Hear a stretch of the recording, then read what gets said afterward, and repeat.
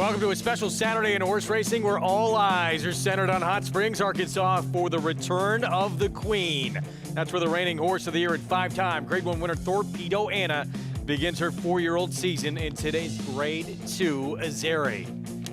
In Florida, it's a stakes pack card for the Tampa Bay Derby day. Can hopeful and Champagne winner Chancellor McPatrick bounce back from a disappointing Breeders' Cup Juvenile and put himself back in the Kentucky Derby conversation? It's all next on this Saturday edition of America's Day at the Races. Good to have you with us. We're here at South Ozone Park, New York. Feature race here in New York at Aqueduct is coming up. That is the Gander with graded stakes winner from Saratoga last summer, Mo Plex, making his 3-year-old return. Greg Wolf alongside New York Racing Association handicapper Andy Serling. She was the story in the sport last year. 5 Grade 1 wins. She created countless fans along the way. Almost beat the boys in the Travers. And then just over a month ago, deservedly named Horse of the Year. Could she be as good or maybe even better than she was last year? Well, I mean, the natural progression, horses are supposed to get better. And one of the reasons we haven't seen that many really, really good horses, because on the male side, most of them get retired and go off to stud. Fortunately, when you have a female, they stay racing. So it's great to have her back. She could improve. On the other hand, sometimes, especially the fillies and mares, it can happen with the boys too, but more with the fillies and mares, they come back and they just don't have that competitive edge anymore.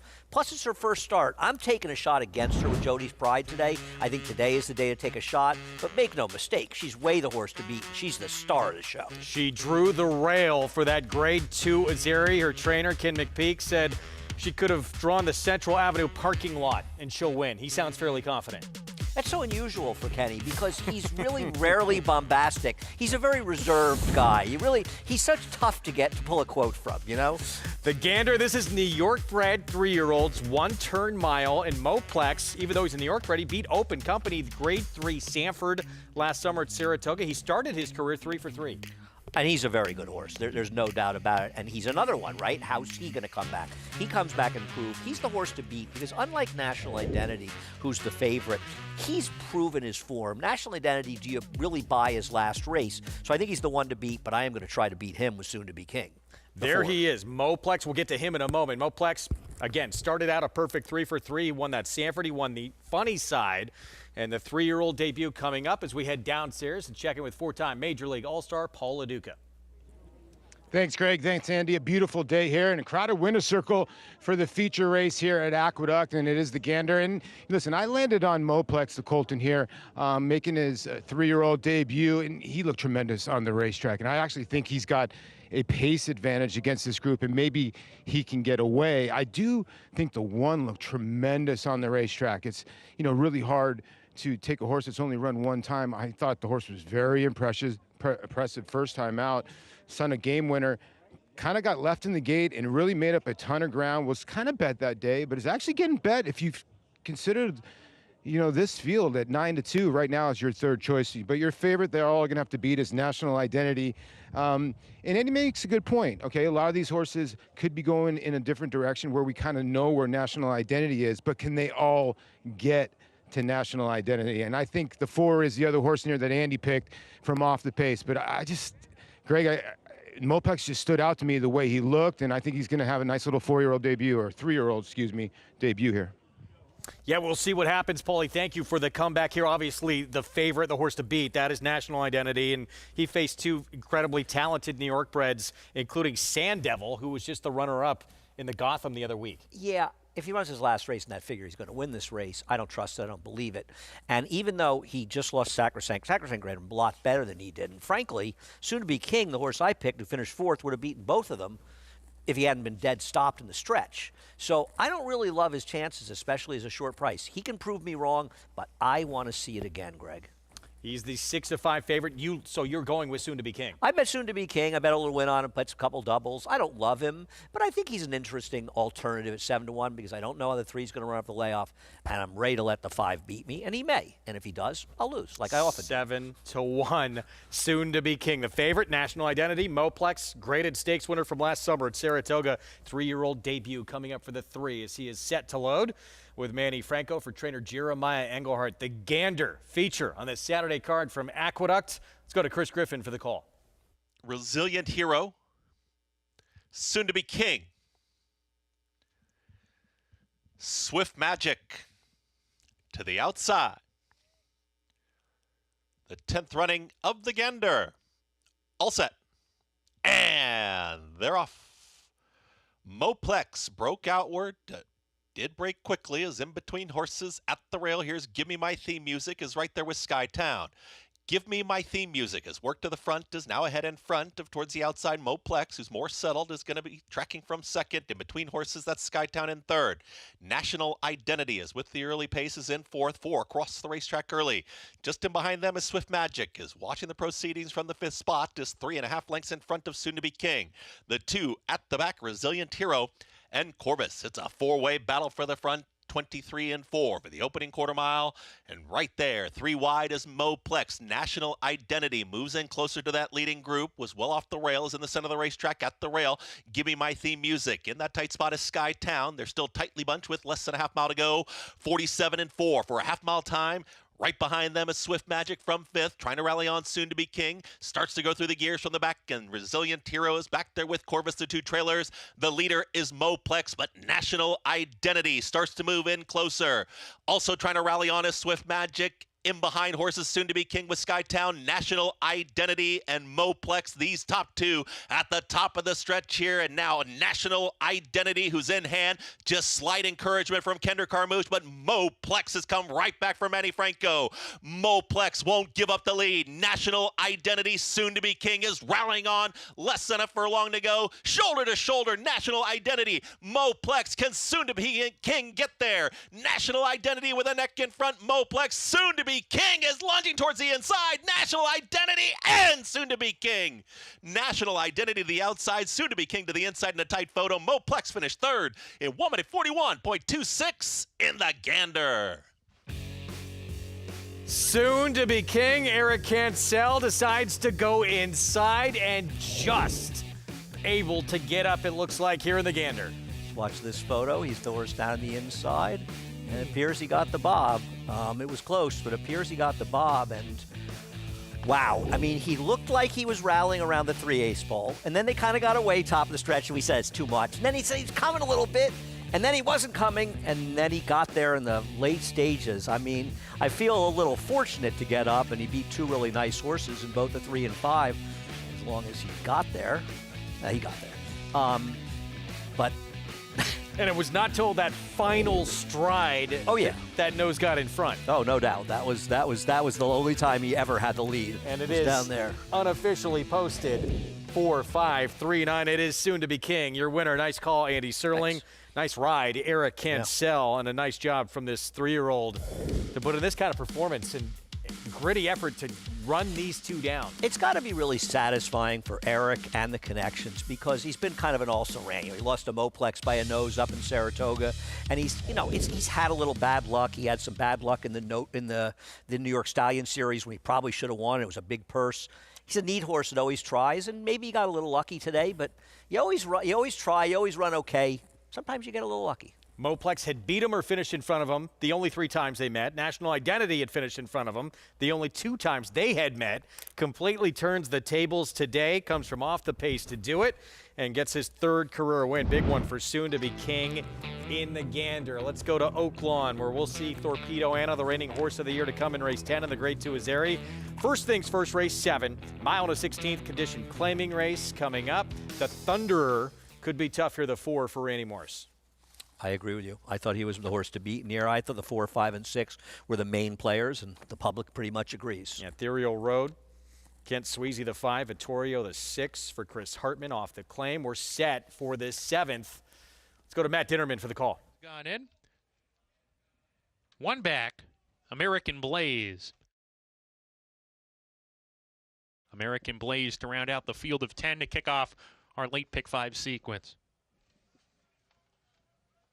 We're ready to go. And we're off. Smooth beginning for all the runners. Pat's Property in the white blinkers is ahead in front early and strides to a narrow lead with 1 lap to go. Eastside Cool holds the inside spot. He's prominent. These two together going into the first turn run. Coinage right behind them, taps on the brakes, runs in third with the Thunderer, who's outside of him, claiming that third spot with Vittorio. Coinage shuffled back to midfield now, only about 2.5 lengths behind. Mia Comet is out of harm's way on the outside. Then background, Ethereal Road there together. They're 2 clear of American Blaze, and Sitting on Go can see them all as the 10 runners swing up the backstretch. Pat's Property, Walter De La Cruz on the lead a half length. The Thunderer makes his way into second, pressing the issue on the front end. Vittorio's 3 deep. Eastside Cool in a pocket, fourth to the inside of Coinage. A 3 deep background's there. Mia's Comet is 4 pass off the rail with that party. A length and a tailback to Ethereal Road. He's racing alone now. Sitting on Go claims the second last spot, and American Blaze drops to the back with him into the 4-turn run. Pat's Property opens up the lead to a length and a tail rounding the turn, and the Thunderer is under a ride in second. Vittorio goes well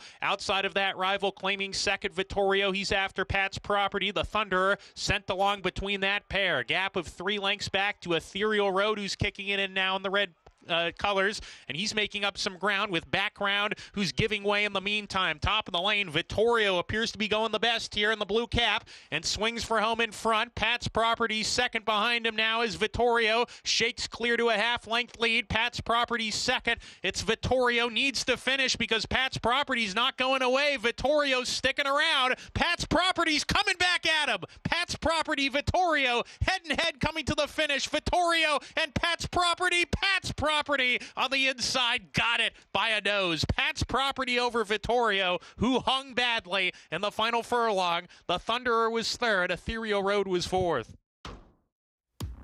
Back and forth to the finish. The 3 Pat's Property, the 6 Vittorio, and Matt Dinnerman goes with Pat's Property, who, if it is that one, he'll get his 6th career victory. 7-year-old with Walter De La Cruz in the irons. It was an exciting race. I bet you it was even more exciting if you were at Oaklawn. We actually have a couple of people who are out there live in Hot Springs for the big return of the reigning horse of the year. Let's send it live there now. Check in with Lafitte Pinkai and Richie Migliori. Yeah, Greg, we would have loved to say hello to you before that 7th race. Richie was off making a wager, so here we are after that thrilling stretch duel in race number 7. The results forthcoming. Meantime, yes, with all eyes on Thorpedo Anna. It's only happened twice since 1971, this Eclipse Award era, where a reigning horse of the year has raced here at Oaklawn Park. Favorite Trick in '98, Azeri in 2003, Richie, and today, that terrific filly back is a 4-year-old Thorpedo Anna. And the people have shown up. It is a packed house. The anticipation's in the air, the excitement. Now, Lafitte, we know it's not unusual for 3-year-old fillies to come back at 4, but that's not going to make my enthusiasm and my anticipation and appreciation wane any, because she's the first horse of the year to return for a campaign in a decade, the last one being California Chrome after being named Horse of the Year in 2014. Thorpedo Anna back at Oaklawn Park. That was the celebration after her wire-to-wire victory on that afternoon in the distaff. No pace, no pressure, no problem. 3-year-old filly champ, horse of the year. So now, in the Azeri, she draws the rail. Through the rail in the Travers did Thorpedo Anna. 2-5, and rightfully so. The Azeri this evening as we welcome Maggie Wolfentail to the show. Back at the barn with the champ. Here at the barn at Kenny McPeaks as Thorpedo Anna is awaiting her first start back as a 4-year-old in today's Azeri. They have followed the same formula that worked very well for them last year as a 3-year-old, preparing her at the fairgrounds and coming here for a win in that fantasy, which then led to wins in the Kentucky Oaks, the Acorn, the Cotillion, nearly beating the boys in the Travers, and also capping it all off with a win in the Breeders' Cup Distaff. Now, as Kenny McPeak has said, she is a filly that never stays out of her feed tub, and she is a filly that also conserves, as you can see behind me, she's taking a nap, all of her energy for when it counts, i.e. training in the mornings and when it's race day. Now, the last time we saw a 3-year-old filly crowned horse of the year try to come back as a 4-year-old, it was, of course, the great Rachel Alexandra, who that 4-year-old campaign was disappointing, to say the least. Can Thorpedo Anna come back and be just as good, if not better, this year? It's not a given Richie, why do we have to be so careful not to treat this as a procession and not to concede this thing as if the race has already been run? Well, she's got to prove that she still has the same enthusiasm for racing coming back as a 4-year-old. We've seen over time sometimes they just don't really want to do it as enthusiastically as they once did. And I remember having long conversations with the late, great Alan Jerkins about it. And he said their focus would shift sometimes, particularly fillies and mares, where their focus became more on their next career, which would be to be a broodmare, to be a mama, and they just don't enjoy racing as much. I'm with Maggie. From what I see watching her train, I'd be very surprised if we don't see a good version of Thorpedo Anna coming back. Can't wait to see what she does in the Grade 2 Azeri right here on Fox Sports 2, but a massive day of thoroughbred racing as we welcome in Acacia Clement on site, Tampa Bay Downs, Tampa's marquee day of racing. Acacia, the Tampa Bay Derby, and those precious Kentucky Derby points on the line. Absolutely, Lafitte. As you all know, it's one of the most special days at Tampa Bay Downs for a smaller racetrack, the biggest day of their season. Had to park on the grass in what is definitely not a legal parking spot because it is so full here. And you love to see that, all the fans on the apron, and looking forward to a great Tampa Bay Derby coming up. Of course, headlined by a multiple Grade 1 winner in Chancer McPatrick, who will make his 3-year-old debut for trainer Chad Brown, who already has a couple of wins on the card today at Tampa.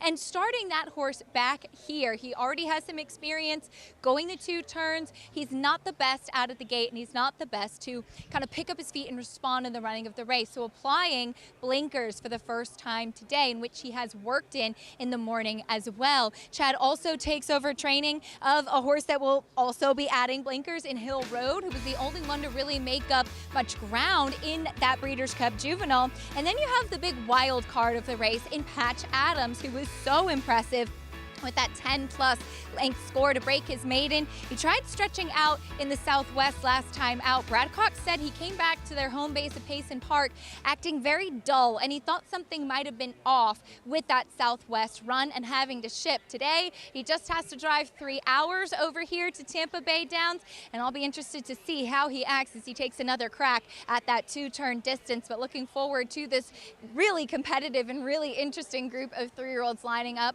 for this year's Tampa Bay Derby. Greg?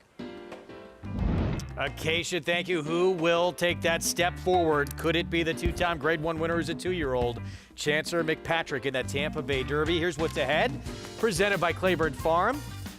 Good conditions everywhere for now in Hot Springs. We'll see if that changes. Some rain forecast in the area, but fast here in New York, fast in Hot Springs, and fast and firm in Tampa. Yeah, well, hopefully there's supposed to be some light rain coming in through Oaklawn. Hopefully it won't really affect things. Maybe it'll come, the heavier stuff, if there is any, will come after the race. You can play it all by getting signed up, started with Naira Bets. Bet any track, anywhere, anytime, Triple Crown Trail and beyond. That's the offer. That $200 deposit match, new customer bonus when you punch in that code at sign up. Match 200. Again, right there. Coming up here at NairaBets.com. I believe we'll show it. Anyway, that's where you go. Show continues after a short timeout. Yes, the champ is back. The reigning horse of the year, 5-time Grade 1 winner, Thorpedo Anna, set for her 4-year-old return. Ken McPeak, her trainer, says she has come back as a bigger and stronger version of herself. That is a scary proposition. These New York bred foals represent many sires. War Dancer, Salamini, Honest Mischief, Central Banker. But they all have one thing in common. Starting in 2026, they'll be running for the same purse money as Open Company 2-year-olds at Naira tracks. That's nearly 20% more than they run for now. Learn more about it at nybreds.com.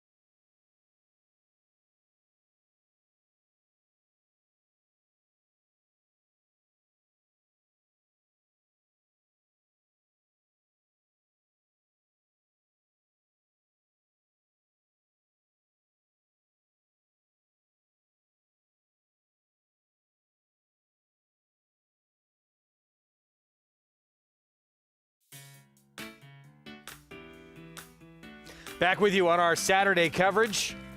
You're watching America's Day of the Races on Fox Sports 2. It's brought to you by legendary Claiborne Farm. 100 years of doing the usual unusually well. Our reigning horse of the year, Thorpedo Anna, still to come, as is a Kentucky Derby prep at Tampa Bay with two-time Grade 1 winner Chancellor McPatrick. In the Gander, an upset here with soon-to-be King trainer George Weaver. Eric Cancel way back in about 5th right now. It's going to move to the inside and eventually run down these top two. Yeah, I mean, it's really wild because he looks like he kind of gets there, and then it doesn't look like he got there. And like right here, it kind of looked like he stalled a little bit, and he just kept closing relentlessly.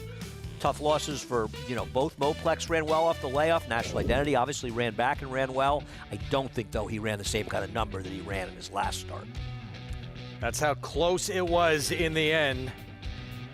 Our Blue Streaks stable, trainer George Weaver, Eric Cancel, $14.80, soon to be king.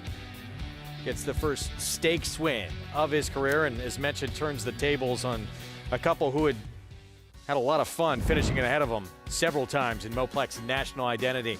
We're going to take a timeout. Up next, Grade 3, Florida Oaks, mile and a 16th on the turf. And Nitrogen for Mark Cassidy, the one to beat. Stay with us. And they're off at the Naira Betts Haskell. In the Belmont Stakes at Saratoga. Dornock setting up moderate pace, 3/4 of a length ahead. As the field turns for home. They're at it again. The two Belmont first and second place finishers. Mind frame on the outside. It's coming after Dornock. Dornock wins the Haskell. It will be Dornock to win the Belmont Stake. Horse racing? Check. Weekly promotions? Got 'em. Huge payouts? You bet. With Naira Bets. Download the app today and bet on any track, anywhere, anytime with live HD horse races, betting tips and tutorials, expert picks, and more. You bet with Naira Bets. Join now for a new member bonus at NairaBets.com. And here's Tama in the final stages. The Santa Anita Derby goes to Tama. It's Tama, absolutely terrific, winning Malibu by 4 widening lengths.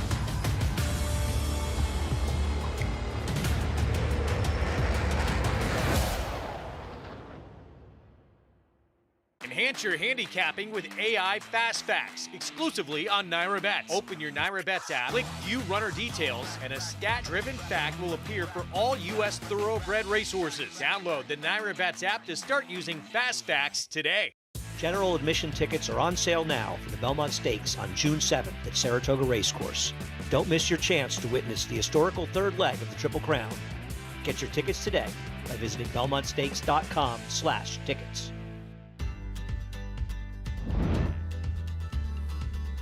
Back with you on our Saturday coverage. America's Day at the Races and the Grade 3 Florida Oaks. Here is Smart Union.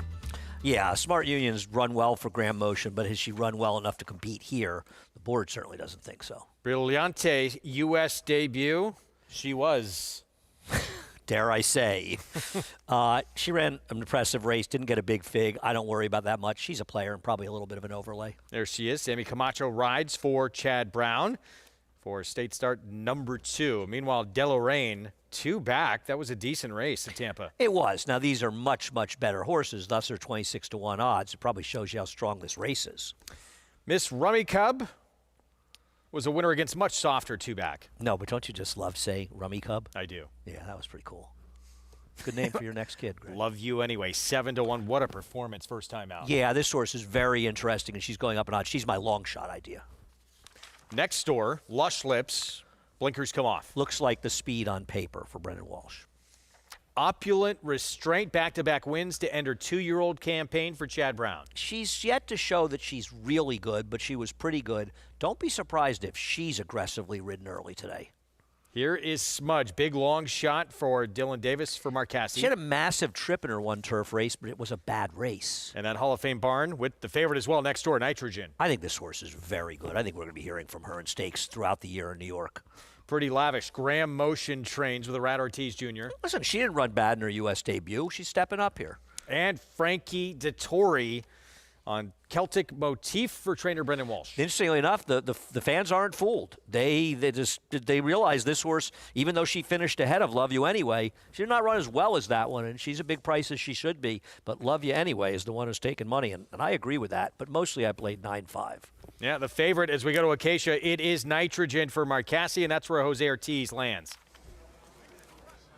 He does. And you know what, Greg? Sometimes they just really match up on paper and in the flesh, and that's the case with Nitrogen. I did not see her last time out when she won at Gulfstream, but looking at her here today, she has filled out and grown so much from 2 to 3 and really developed nicely. We saw Mark with such a strong year with his 2-year-olds last year, and a lot of them have trained on, which you like to see. Now, it was a little bit workmanlike for Nitrogen to get the victory last time out, but she has shown a little bit of tactical speed as well. She was incredibly professional, and like I said, I like the jump from 2 to 3 that she has made today. Now, Chad Brown sends out 2. From a physical perspective, I far prefer the 7 Opulent Restraint. However, the biggest question with her is that she is one who mentally struggles quite a bit. Reading quotes from Chad Brown, he had said that he thought she had the talent to potentially be a Breeders' Cup filly, but not the mental capacity. And as I saw her in New York, my notes had always said that she was really revved up going out.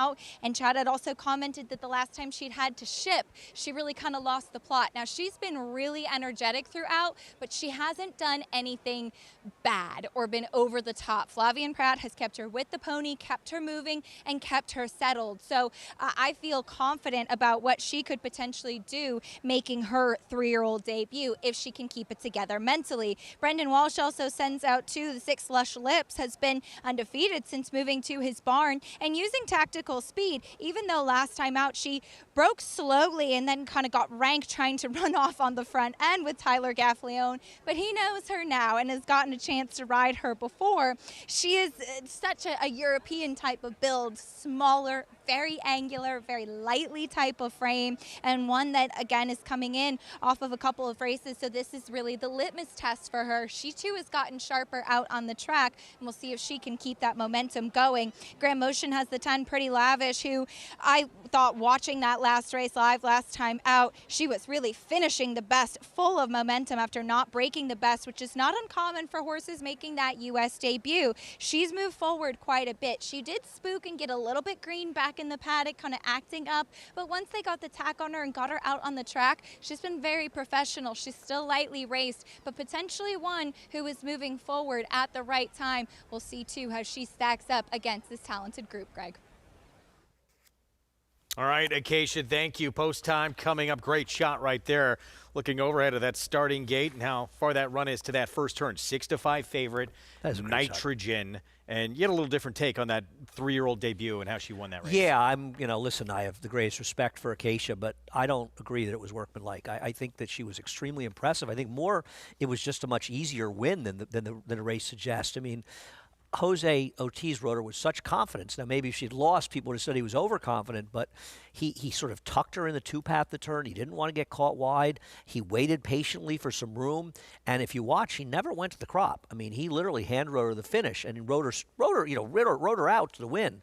But I thought it was a very visually impressive win for a horse that's already shown how good she is on the racetrack. And I really do think that she has a chance to be a serious player going forward. Now, listen, there are a lot of horses from very good barns in this race. And we're probably going to see some of these names running our races, whether they're here or up in Saratoga, in a lot of our 3-year-old filly races. This is a really good field, a super, super strong race. And Tampa does a great job. Their turf course is so popular that all the best trainers with the better horses, they want to go there, especially to get a start in before Keeneland. Graham Motion, Brendan Walsh, Chad Brown, Mark Cassey. They're all lining up in this race.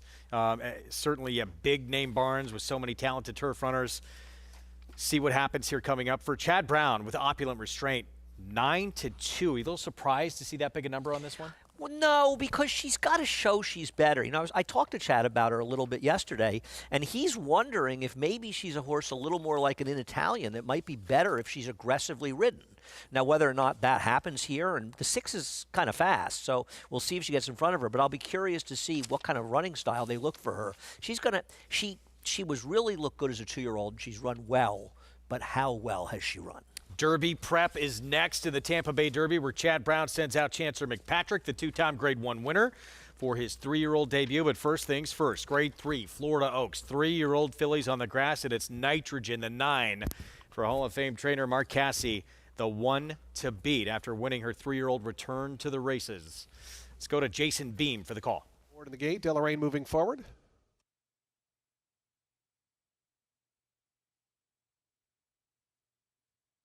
Here's Miss Rummy Cube. Big long shot, 99-1. Winning on Love You Anyway. And Celtic Motif will be all set for a start. The Florida Oaks.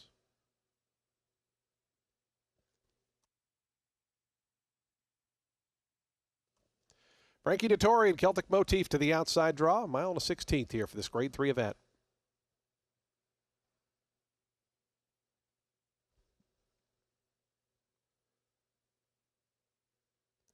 Celtic Motif going in. They're in the gate. And the race is on in the Florida Oaks.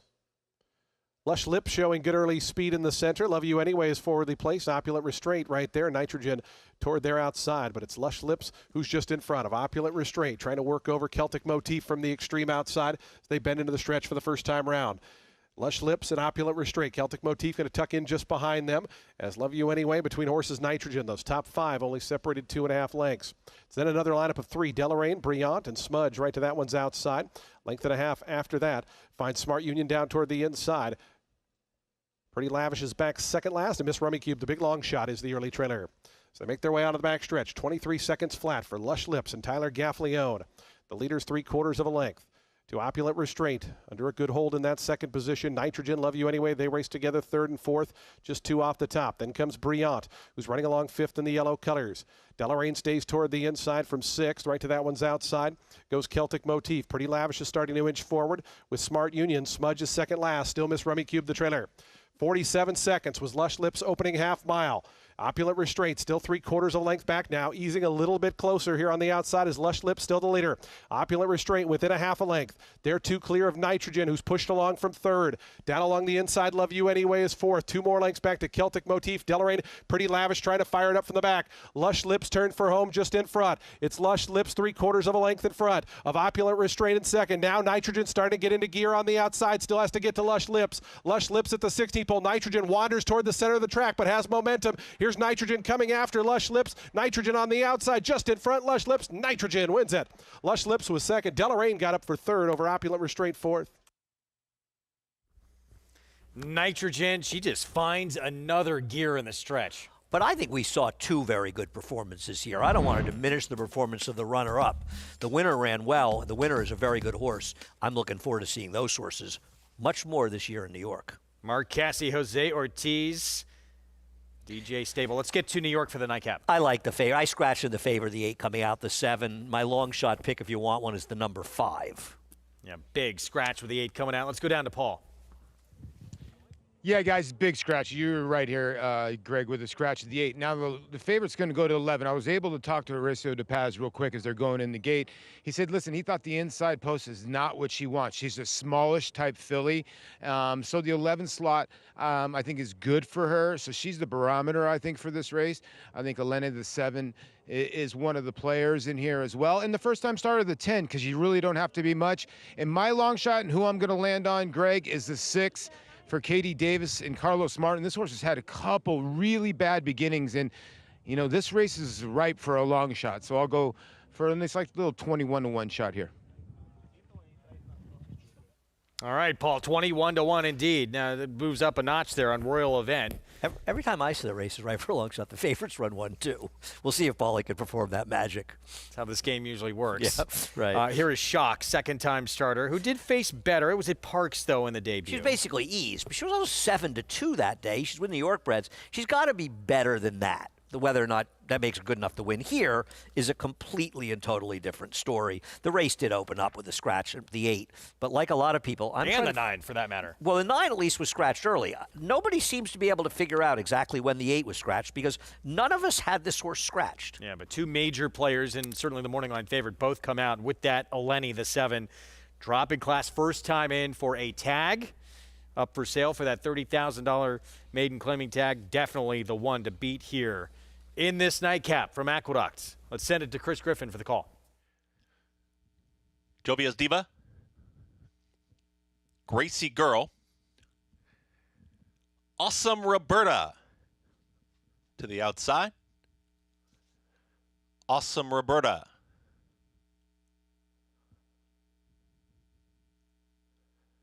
Hesitating briefly. Goes in.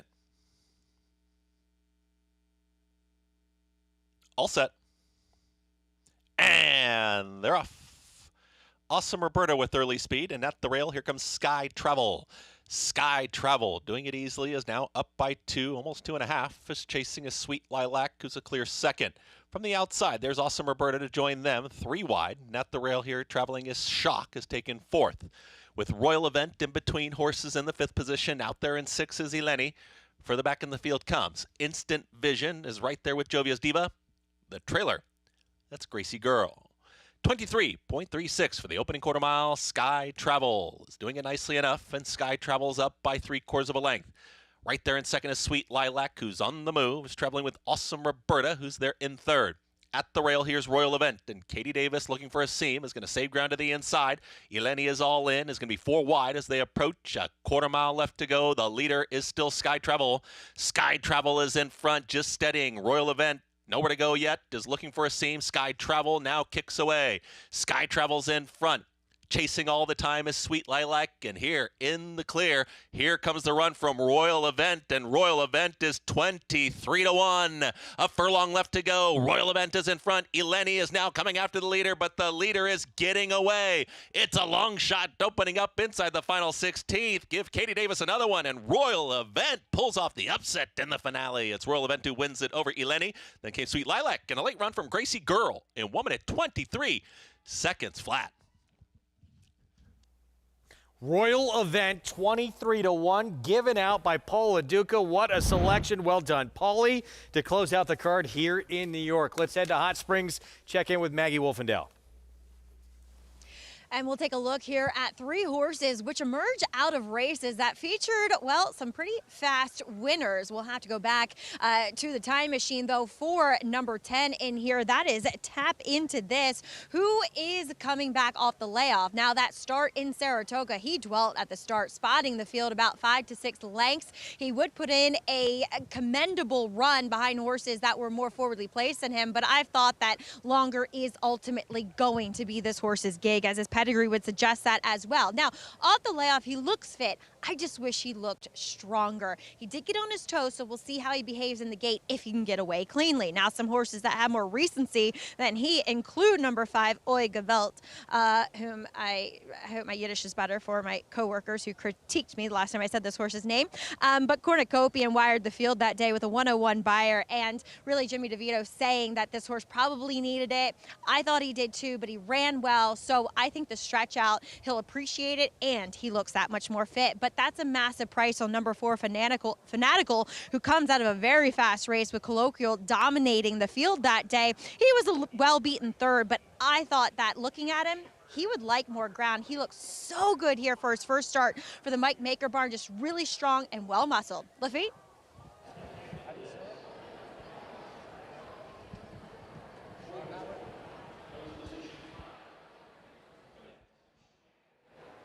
We wait on Concrete Cruiser to round out the field. Concrete Cruiser, go again. We're ready to go. And they're off. Getting squeezed at the break was the gray. Tap Into This, and his stablemate Titanium Man was sluggish as the gate popped open and those two second to last and last respectively. Oaklawn coming out of sprint races has the lead into the clubhouse turns. That's the one a little bit keen outside of him on a hold. He's right there pressing the issue. Concrete Cruiser third with Fanatical to the inside. Gap of 2 to Sushi Man and Kavanaugh. They're next. Brother Tony relaxed in the red jacket. He's 6 lengths off the pace. 3/4 to Shepherd. Another 2 to tap into this. And 5 back to Titanium Man, who's well out of it early. They're down the backstretch. Oaklawn setting a solid tempo here. Having to steady off of heels was Brother Tony and tight on the rail here. And the early leaders here are starting to slow the pace down. Look at Shepherd. Shepherd is making an early move with Brian Hernandez Jr. Was about 7th or 8th around the first turn, and he's up to challenge the leader, Oaklawn, who's now asked to quicken by Fernando Hara to keep pace on the lead. Shepherd in that second position with the early moves. That's the 1/3, 3 wide going into the turn. He's still going well. Another 2 to tap into this. Tap into this was last early, and he's 4th now, 3 off the pace. Fanatical's sent along. Sushi Man's lost ground. Concrete Cruiser's done. Kavanaugh is 7 lengths behind under a ride. Brother Tony next, and Titanium Man never picked up his feet. Shepherd, after that early move, is giving way once again. He's done. Not his day today. That's the one is cruising up alongside of Oaklawn. And Zat's the one coming down the lane, putting away Oaklawn from the inside. Zat's the one. He's green. Oaklawn to the inside, trying hard. He's second right now to Zat's the one. All he's got to do is straighten up, and he's your winner. Zat's the one getting to the rail now. Oaklawn switching outside for a final try, but Zat's the one. He's going to get it. Zat's the one. Bejarano, 2 wins today. Oaklawn was second. Tap into this third. Fanatical was 4th. First time running long, and he graduates in his 5th career start by McKenzie. That's the one, lugging in but finishing well. Yeah, he hit the front Lafitte. Looked like he lost his focus, got to lugging in, wandering about. Was clear here when he does drift over. You're allowed to take any path you want as long as you're clear, and he was barely clear. Race was the complexion of the race was changed when the 2 Shepherd grabbed the bit with Brian Hernandez and just flat ran off with him. And there's not much a 115-pound guy can do if the 1,000-pound animal decides they want to go. That was not Brian's doing. He didn't want to make that move. Shepherd had his own ideas. Hernandez hoping things go much better later in the Azeri with Thorpedo Anna. For Shepherd, unorthodox trip. Things didn't work out. 8-5-10-4. And for, that's the one. He's by McKenzie. Stretches out. And just like that, breaks through in his 5th career start. 8-5-10-4. Of course, the filly. Everybody came to see the horse of the year, the 3-year-old filly champ, the 5-time Grade 1 winner from a season ago. Back where it all started, kicking off her 4-year-old campaign right here at Oaklawn in the Azeri this evening. It's a domineering display by the ultra-talented McKenzie. McKenzie in a dominant performance. One today, we get to all do 1,200,000. Chancer McPatrick proves best. Chancer McPatrick wins the Champagne impressively. It is going to be all Scottish Lassie. She wins the Frisette easily.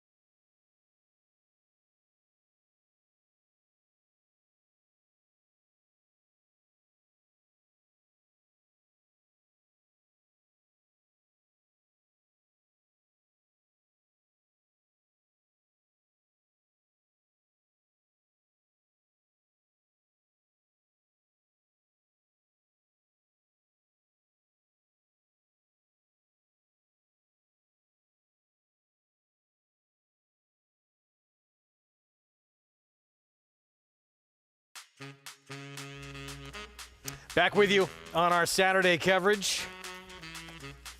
And this is a very good one who has started her 3-year-old campaign the right way now with back-to-back stakes victories, now the Grade 3 Florida Oaks. And the first two finishers finished well ahead of the field in there, which is usually a very good sign of turf race. Just a nice horse, Nitrogen. Mark Cassie, Jose Ortiz team up for the win. Let's go to Acacia. Here with winning trainer Mark Cassie as Nitrogen is victorious, coming back in at the Florida Oaks. Mark, back-to-back wins now for her. A filly that always showed up, but it seems now she's really found that winning groove. She really, she has. Her race in the Breeders' Cup was tremendous. And then I don't know how she won at Gulfstream that day. And it was one of the reasons, we brought her here. Of course, I've been fortunate over the years to have a lot of great horses win here at Tampa, and it's one of my favorite tracks, so it's great. And good to see her winning with her winning ways now too. We saw you with such a strong year with 2-year-olds last year, and a lot of them have really continued on as 3-year-olds. Can you talk a little bit about that progression? Yeah, I'm very proud of that. You're right. We had the best 2-year-old year that we've ever had, and you'll the loud bell. And, you just hope those horses progress, and we've been fortunate they have. And so we have another strong crop of 2-year-olds, so we're going to try to keep the ball rolling. And as far as Nitrogen is concerned, been at a mile and a 16th today. She's filled out so much as a 3-year-old. Do you think she could handle a little bit further down the line? Oh, for sure. Again, we got an extra 16th of a mile here. Our plan would be to go to Keeneland and then hopefully Churchill on Oaks Day. Well, we look forward to seeing where she ends up next. Congratulations today. Thank you. Greg? She's exciting. She went into the Breeders' Cup Juvenile Fillies Turf as a maiden, still had not won yet. Got that first win in a stake in the 3-year-old debut. Now she gets her first graded stakes win. No, she's an exciting horse. But, I'm not in any way taking anything away from her, but I think we should not ignore how well the second-place finisher ran. Also in here, Lush Lip, she put in a good race. These are nice horses, and I'm looking forward to seeing them in natural progression. You go to Keeneland, that races on Derby weekend, and then we'll see them up there on Belmont Stakes weekend in that, in the May race, and then head to July 4th weekend for the Belmont Oaks. Going to be hard to top what might be the pick of the afternoon from Paul LaDuca here with Royal Event to close out the card at Aqueduct. I'm supposed to stay here and sit with him, but I don't feel I am worthy of sitting next to a man who came up with a $49.80 horse. I just want to say, just for the record, I did pick the 8-5 shot that ran second. So I feel as though I deserve a little You did the hard work, completing that I really exacta. did. I don't want to give too much credit to LaDuca, but that was one heck of a pick. And a great ride, too, by Katie. It really was. With a near $50 horse, not a surprise. We have a carryover into Sunday in the Pick 6. Over $27,400, so that to look forward to on the Sunday card. We're going to take a timeout. Up next, back on the Derby trail, 2-time Grade 1 winner as a 2-year-old, Chancer McPatrick. Is he a Derby contender? His 3-year-old debut is coming up.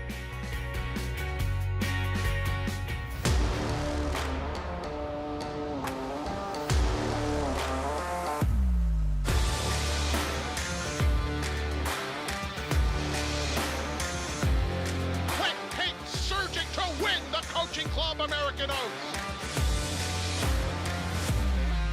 4K to win the Breeders' Cup Juvenile. Eclipse champion Blame, standing at Claiborne Farm.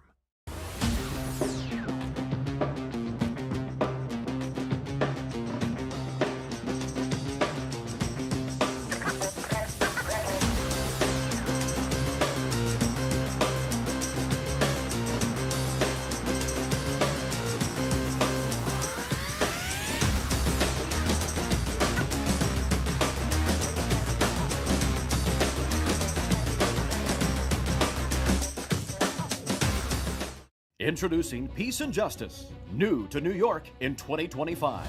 A proven sire with over 200 wins, 16% wins per starts, and one of only 2 New York-based stallions to have a graded stakes winner at Saratoga in 2024.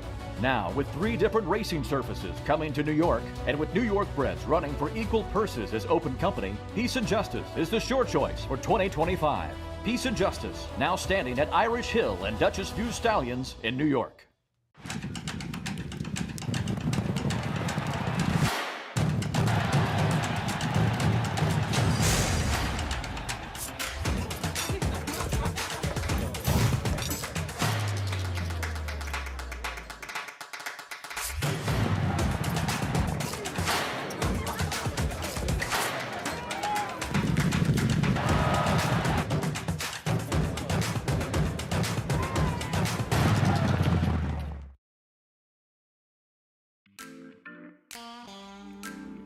Back with you on our Saturday coverage on Fox Sports 2. You're watching America's Day at the Races. Horse of the Year, Thorpedo Anna, still to come. And the Grade 2 Azeri in Hot Springs. And, of course, the Derby prep. That is next. Tampa Bay Derby down in Florida. Greg Wolf, Andy Serling, Paula Duca joining us here on the desk after that near $50 winner. Nice pick to close out the card here in New York. Thank you. You need to pick a winner every once in a while. Been a little bit of a cold streak, but you get a $50 winner every once in a while. Get you some free bankroll to get going here. And we got some nice races coming up. I think the Tampa Bay Derby is going to be a nice race, and then obviously to get to see Thorpedo Anna come back. Chancellor McPatrick coming back now for that 3-year-old return. How impressed were you with him as a 2-year-old?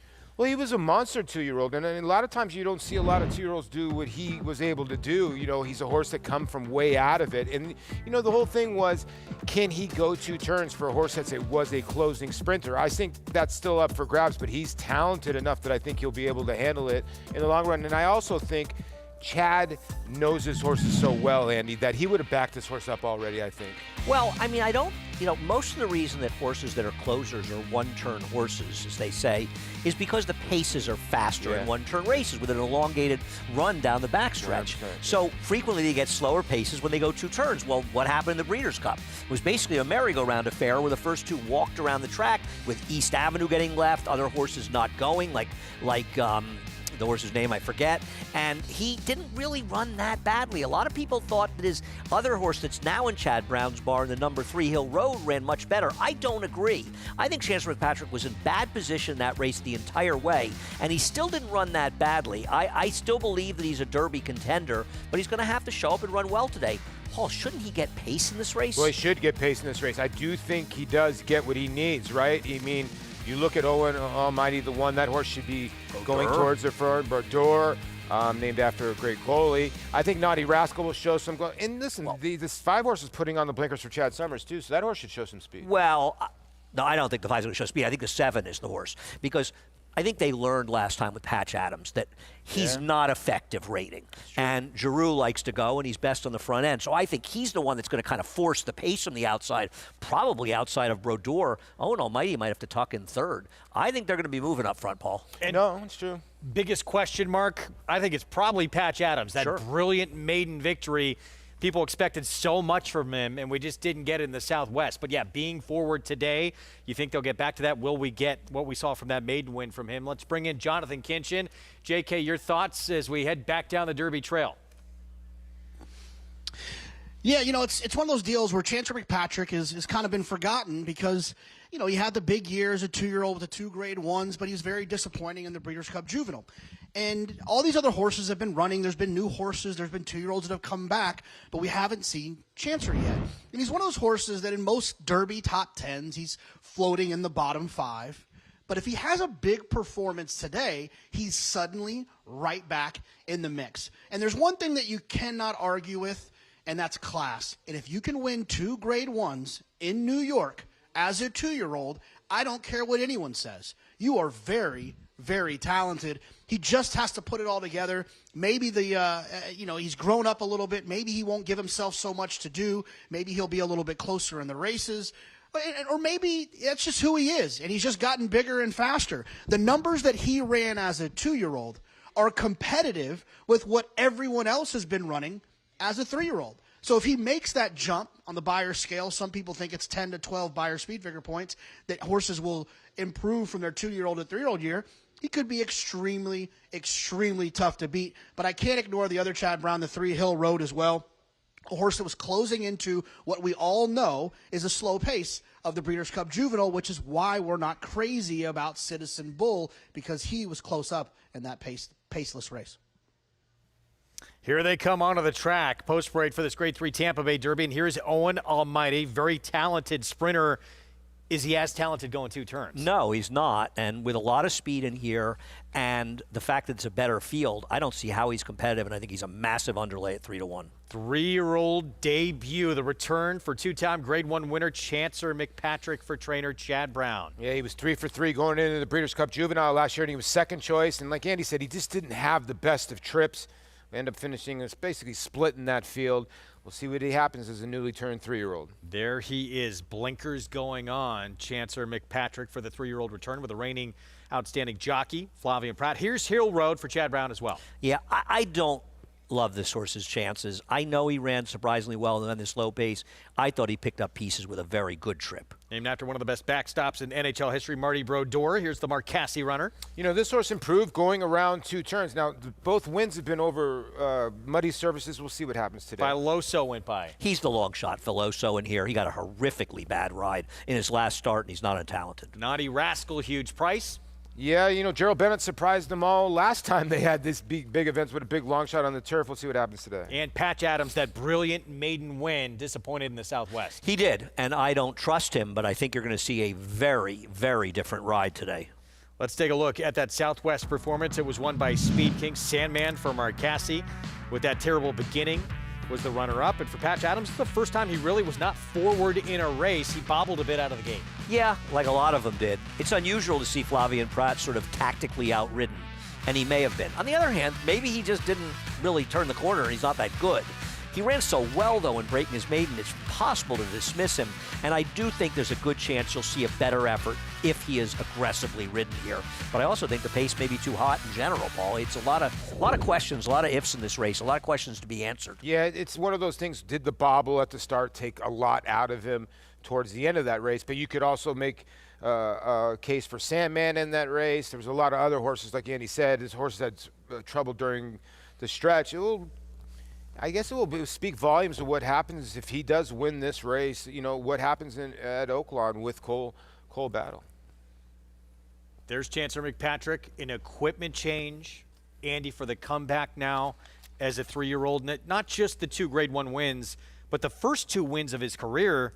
He overcame a lot of adversity, too. I agree. This is not a horse that's had easy trips to win those races. He's shown the ability to run through trouble. I'm hoping we see a big performance by a horse that needs to put in a good performance, not only to prove that the Breeders' Cup was an aberration, but also to show he can compete with some horses we saw last weekend. Well, Casey, he's one of the big names on the scene as a 2-year-old. Can he get back in the Derby picture now in his 3-year-old debut?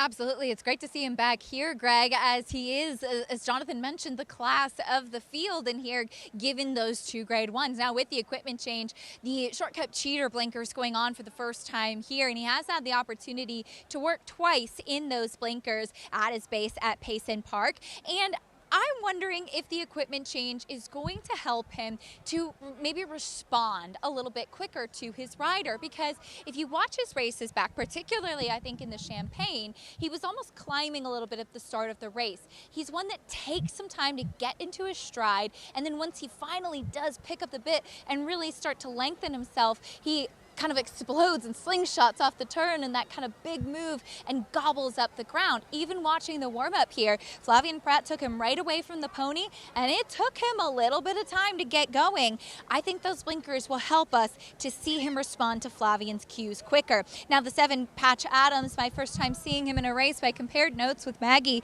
from the Southwest, and she said overall he just was a little bit quieter, but nothing out of the ordinary. As I had mentioned earlier, Brad Cox saying he came back to Payson after that Southwest, very dull after shipping. I'm not seeing a dull horse at all today. He was perky back in the paddock. He was forward. He's warming up with his ears up.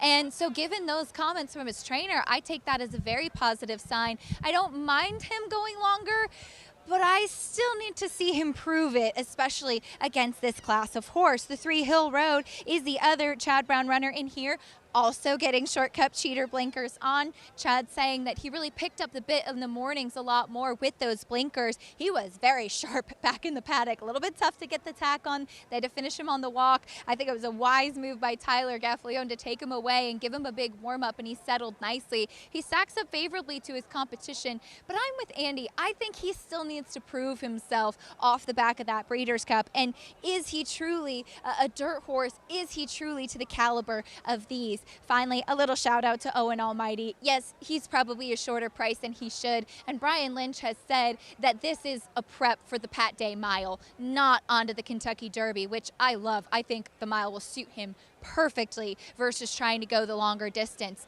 He's gotten hot out there, not uncommon for him. He comes back in just 4 weeks off a really hard effort in the Sam F. Davis. He's a little bit lighter today, but his energy is great. He has speed from the inside. We'll see how much company he has early, but I am pleased with how he's acting off the relatively quick turnaround and tough race he ran last time out, Greg. Yeah, that was the first time going beyond a mile for Owen Almighty. Thank you, Acacia. Lost by a half length. Look, he's quick. He showed that quickness going 7/8 of a mile in the Pasco in that disqualification that probably should not have been a DQ, but he's going to go from the inside, isn't he? He's got to go, but I think he's outrun by the 4 and potentially Patch Adams, and it puts him in kind of a tough spot. Now, perhaps he can rate effectively. He hasn't really shown that yet. You know what worries me a little about him, Paul? He hasn't improved. He had 4 months off from his third career start to starting as a 3-year-old, and he's running the same figures that he was running as a 2-year-old, and that kind of worries me about him. You know, put blinkers on him last time, and that's always a concern for me when you put blinkers on a horse. The race before went 21-4 and 44-2. I get there were some complications and the horse got taken down.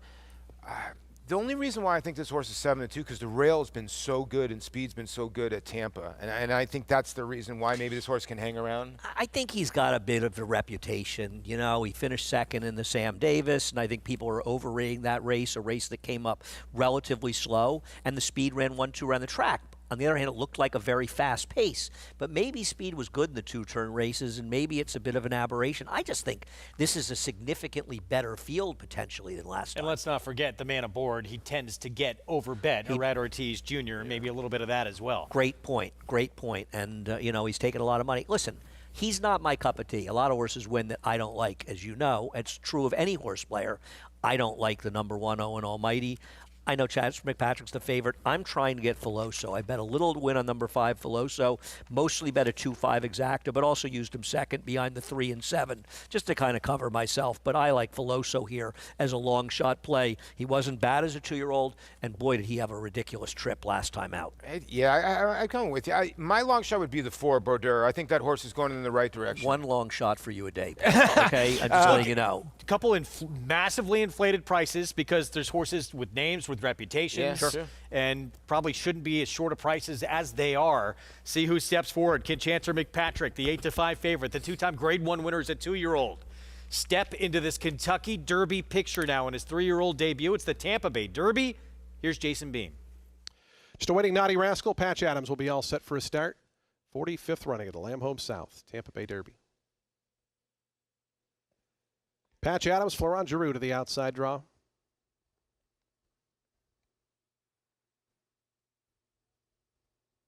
They're in the gate. And the race is on in the Lamb Home South, Tampa Bay Derby. Got away to a good start.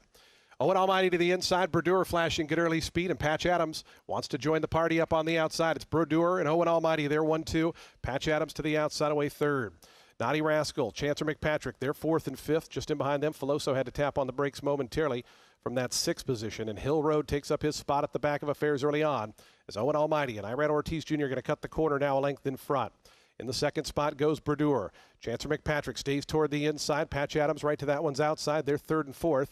At about 3 off the leader as they move on to the back stretch. Naughty Rascal. Patch Adams looked like he maybe got out a little bit there. Lost a spot to Naughty Rascals. Now back 5th. 23 and 4 was the opening quarter mile time for Owen Almighty, who takes him up the back stretch. Some mild pressure from Brodeur. Right to that one's outside. They're length in front of Chancer McPatrick. Patch Adams now back in gear up on the outside of Naughty Rascal. They're together at 4th and 5th. The 2 at the back, Hill Road and Filoso. 48 seconds flat for the opening half mile. Owen Almighty, Irad Ortiz Jr., Brodeur, Jose Ortiz, brothers at war past the 3/8 pole. They're a length and a half in front of Chancer McPatrick, who's biding his time toward the inside. Filoso starting to launch up on the outside of Patch Adams. They're racing together out wide. Chancer McPatrick going to need a seam. Owen Almighty brings him around to the top of the stretch. Brodeur, Patch Adams 3 wide. Filoso on the far outside. Chancer McPatrick still waiting for that seam to arrive as Owen Almighty turns him in. Owen Almighty to the 8th pole, 2 lengths in front of Chancer McPatrick, who tries to come after that one, but Owen Almighty's 3 lengths in front. Chancer McPatrick, a final 16th. Hill Road up the inside. It's Owen Almighty in front. Owen Almighty by 4. Owen, the all-powerful Owen Almighty, wins the Tampa Bay Derby. Chancer McPatrick was 2nd, 3rd went to Hill Road. Patch Adams 4th. Owen Almighty, Arad Ortiz Jr., able to get that lead all to himself here and finish the deal in the Grade 3 Tampa Bay Derby. When you're wrong, it's good to be this wrong, and he obviously absolutely buried the field. He got some help by the fact that the actual speeds in the race were rated, and it was a very, very slow pace, but you can't knock this performance. He crushed them. No, he did. He crushed them. Patch Adams was all in at the 16th pole. I'll tell you what, they might take a look at the backside. Though, I ran in the 1, kind of lugged out a little bit. It was a chain reaction on the 4 to the 7. I don't know if they're going to take a look at that, but this horse won easy. Yeah, there's not going to be any changes made. This horse was an impressive winner in here. Listen, Chance McPatrick ran okay. He was much closer to the pace because they were going so preposterously slow in this race. Don't you think that's a good thing for him that he was able to rate a little bit? I know it's slow. I guess, but it's more of a pace function, and it's just not the way he wants to run. But I think now, the questions are going to remain about him going 2 turns. And once again, the question's going to be, as you see him galloping out, only because the 1 didn't gallop out at all, is going to be he needs a faster pace, but the questions will remain with him. He didn't answer any questions here that he's a horse you want for the Derby, did he? Starting point, he'll get one more prep to try and get to that Derby and see if they want to go. It has to be disappointing that the winner got away from him in the stretch. It would be one thing if he made his run and the winner sort of beat him by a length, and you say, well, the winner got everything his own way and blah, blah, blah. But the winner got away from him in the stretch. Yeah, that's not a good sign. I get it, Andy, but that horse got everything his own way. He got as lucky as a horse could get in the race. There's no doubt about it. But I still don't think that Chancellor McPatrick's performance, it wasn't awful. But I don't know. If he's your horse for the Derby, you can't be excited. No, I'm with you. Yeah. 1, 2, 3, 7, 4. Patch Adams winds up 4th in the race, and again, just was not forward again. Yeah, you kind of wonder when you're going to see Patch Adams again. Because I think if you're Brad Cox, you're going right back to the drawing board with this horse and figuring out what to do. And I think one thing, he needs to be forward. Now, I don't understand. He rushed up the leaders of the turn like he was going to go on with it, and then he took a hold of him, and being wide, he lost all that position. Broke out a touch. But why one thing about Florent, he's an aggressive rider. But look, he's not even being that aggressive here. And it seems to me that the only chance this horse had was to really be on the engine. Now, just because I think it doesn't make it true, Paulie, but he rated him again and did sort of allowed himself to be victimized by his post, perhaps more than necessary. Yeah, it's a tough call because I'm telling you, something happened in the backstretch and he got steadied out of it. Then Flo took off again, tried to make a move. Then he went left-handed and there was just nothing left. The field was completely strung out. He was close enough. Maybe he's just not very good. 50 points to get into that Kentucky Derby starting gate. Historically, that is plenty of points to line up that first Saturday in May for the Derby. Well, if the connections, and we had said we're going the Pat Day mild, it would be a mistake to go to the Derby. Let's go to Acacia. And I'm here with winning trainer Brian Lynch. Brian, Owen Almighty, he deserves that win. He is a fighter. He sure does. He laid down 2 very good races here, and it was nice to see him, the Tampa Bay Derby is the pinnacle of this meet, so to pull it off with him, for these people, just fantastic. I know you've said that the Pat Day Mile is the long-term goal for him. Is that still the thought after this performance? It sort of is in my mind, just looking at them fractions, but, we'll talk it over with the group, and but I really think he could be a serious horse, but I'll keep my mouth shut about that. But for a horse like him, coming back in just 4 weeks, energetic as ever today, he seems that he thrives on racing. Yeah, absolutely, Acacia. He put on weight in between races, and each work was better than the last coming into it. So we were very quietly confident. There was a lot of good horses in here today, and the Derby winner still could come out of this race, but it was nice to see him be the best today. Certainly. Congratulations, Brian. Greg. Well, Brian Lynch still with that answer, thinking not Kentucky Derby, but we'll see. If it's very tempting, you have the points. You're an owner. It's a dream to get to that race to pass on. No question about it. As Steve Zellick, big, gets a chance to photobomb us. Listen, Brian was the trainer of Classic Causeway, and Brian knew that running in the Derby was a bad idea. Yeah. And whatever happened, that may have something to do with the fact that Kenny McPeek ended up being the trainer of that horse. And Brian is a very, very smart guy and a realistic guy and not just a good trainer. And he understands this is not a Derby winning effort. He ain't getting that trip in the Derby. But for now, he gets this Grade 3 victory and the winner's share of $400,000. Owen Almighty those 50 points too, should he want to move on to that first Saturday in May. Back to Oaklawn, race 9 coming up. Let's go to Maggie. Now we'll check in with your 4 to 5 favorite, Greg. Off the back of her maiden-breaking debut is number 10, Nuit Magique, as she took a little while to get there, and I caught up with her Hall of Fame trainer, Dwayne Lucas, and he said that she had a chip in her knee after that sale. They took it out, regrouped, and have been patient with her, and it certainly paid off immediately with that win. Now, she's an Arrogate that looks as though longer would be the answer, but she obviously showed in that debut that there are some gears there, and she looks incredibly fit for only her second start. Moving on to one coming off of a layoff is number 7, She Called, though she does have a comprehensive work tab at the fairgrounds in preparation for this 4-year-old return for Norm Cassie, and it shows. She looks incredibly fit and strong. I don't know her, but Norm saddling her outside, saying that she can be a little bit high-strung, though they're going to put the blinkers on for a filly that already has speed. So she's turning back off the bench here, but I do think that's a right call, as she has faced at times some pretty decent horses, especially when you go 3 back to that effort at Churchill. And then a horse that Mike Maker will send out for the second time here off the bench is number 8, Roman Grace. I saw her as a early 3-year-old. She's really, really filled out. She's done well in the interim, but she also showed last time that she probably needed that start, and she was running with her head up in the air and her ears pinned. She just never looked happy. Now, the blinkers will go on today, so hopefully that kind of assuages that propensity that she had to really just throw her head up in the air and maybe make her level off a little bit more. Look, she's a big price, but I like what I saw from her physically, and she already showed that there's some talent when she was a 3-year-old. Guys? Horses that run with their head up in the air like that, Richie, it just looks uncomfortable for the rider. It is. There's really no place to hide. Their head's up in their face. It makes their neck a bit shorter. You have no place really to get to hide behind them and get in a rhythm with them, and they're not using themselves efficiently. And a lot of horses that run that way tire themselves out. You know who looked like an easy ride in her debut? Aforementioned Nuit Magique. The 4-year-old filly, as Maggie mentioned, by Arrogate, the $1 million baby, the patience for trainer Dwayne Lucas, finally getting her to the races. It was worth the wait, and she ran them off their feet. It was a very professional debut, too. She settled just off the pace, made this nice, steady run into the stretch. And Lafitte, what I was impressed with was how much separation she put on her field so quickly and so easily. And the runner-up, Stipulate, came back to win. So I think this was a real quality effort on debut. The thing is, she's giving away a lot of experience, and the way the conditions of this race are written, it'll open up to a horse like the 6 Little Blaze, who is a 6-time winner, because it's not just non-winners of a race other than, it's non-winners of 24,000. So there are horses in here that have won that condition but didn't earn enough money to have it be held against them. We're looking at She Called. We were discussing Nuit Magique, the odds-on favorite, as the rain continues to fall here. Still a fast track.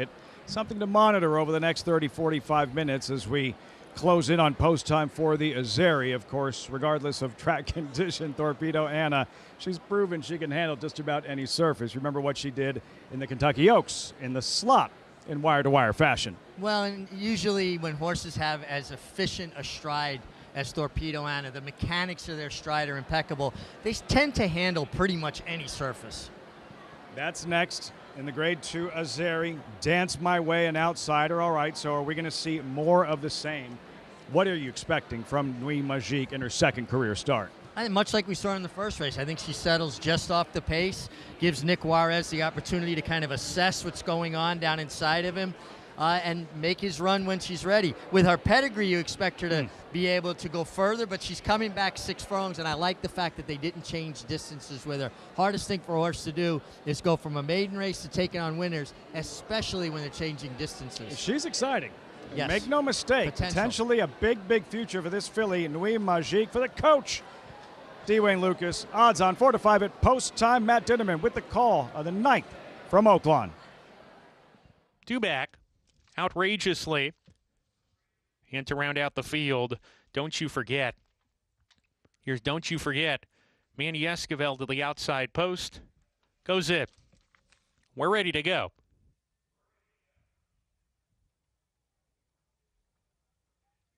And we're off. Good beginning.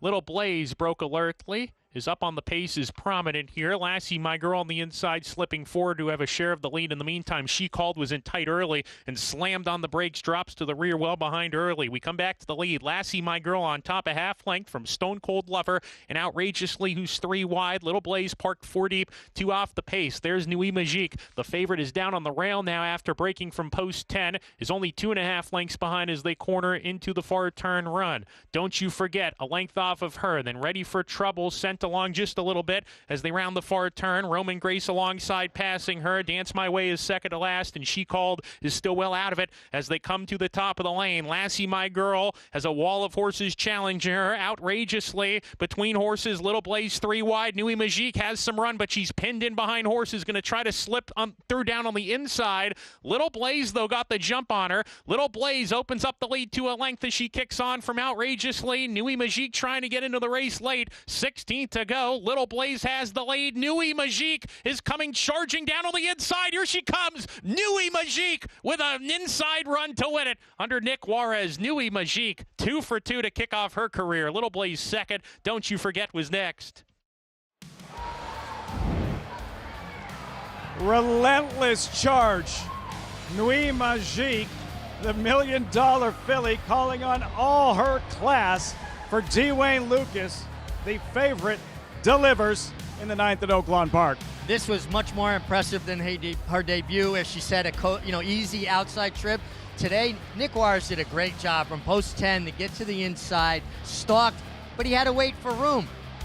And not his fault. I think it was the right tact. And then when she finally got her stride unraveled, she came with a relentless run, and she caught a 6-time winner in Little Blaze, giving away a lot of experience, a lot of foundation. This is a filly with a serious amount of raw talent. Inside the 8th pole, did you give her any shot to get there? I thought she was going to be a good second, and I would have been proud of that effort. The fact that she got there really speaks volumes, and I think this filly will appreciate going further, the way she finds more stride. This was a really, really impressive effort. Just kept coming. Nui Magique, remember her name, onward and upward. 10-6, 11-5. But next, the star of this show, on her way over. She's left her barn, the highly decorated reigning 3-year-old filly champion, reigning horse of the year, Thorpedo Anna. Her 2025 debut next on America's Day at the Races.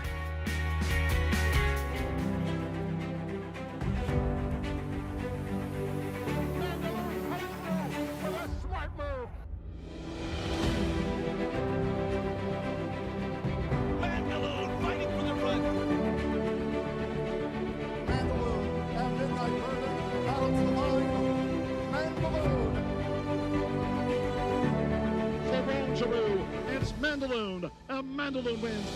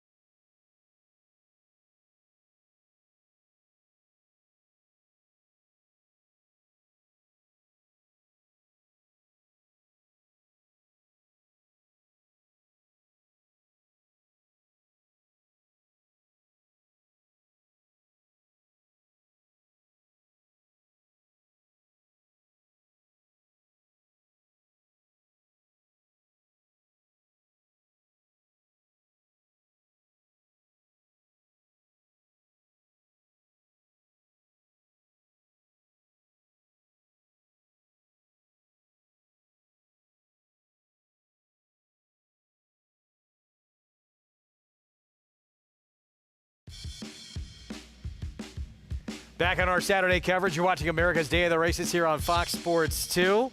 And on the road to this year's Kentucky Derby, it's Owen Almighty. Gate to wire, the Grade 3 Tampa Bay Derby waits to be seen. If he will move on and continue along that Derby trail. Let's go to Acacia.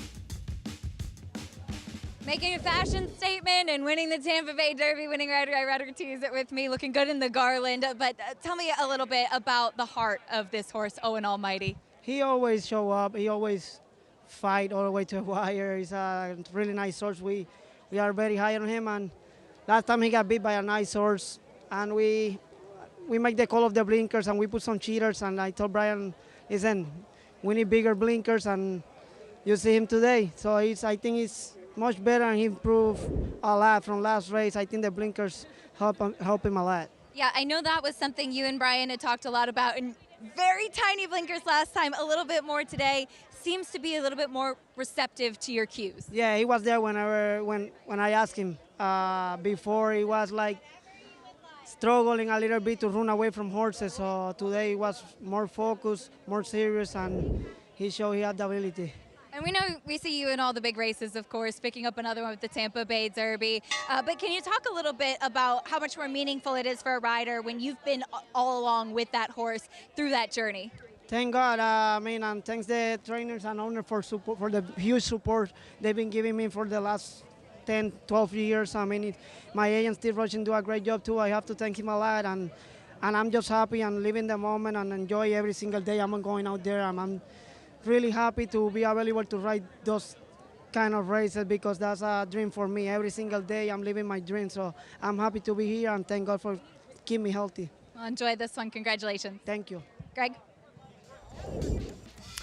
To the aggressor go the spoils, and he was aggressive out of the gate, took the front end, and never looked back for the win. Yeah, listen, Irad had a plan, and he executed to perfection, and that's why he's Irad Ortiz, and a lot of other people are not. He had that pick six over there. It wasn't that bad with a lot of favorites, over almost close to 400,000. And there is the leaderboard there. Greg and Cole Battle does lead it, but Owen Almighty now vaults himself to second. Yeah, it's interesting. So we'll see what happens. Obviously, Brian Lynch sounded like he may not be Derby quality, but we'll see what the owners want to do with this horse. If he's in the Derby, the owners are making Brian run him. It's as simple as that. Brian understands, and I'm not trying to knock him. He had a big day today. I was wrong about him. But the bottom line is that effort's not winning the Kentucky Derby, and he's certainly not winning a mile quarter with that. Brian, if you have a good trainer like Brian, you let him make the decisions. He'll make the right ones. He's got the right temperature on his horses. He knows. And he said it right after the break. He was going to stick to his plan. We are going to switch to the app.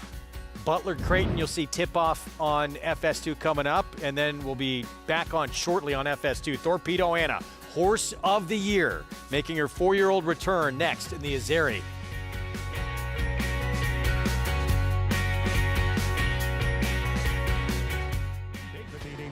Newgate sold for $850,000 as a yearling.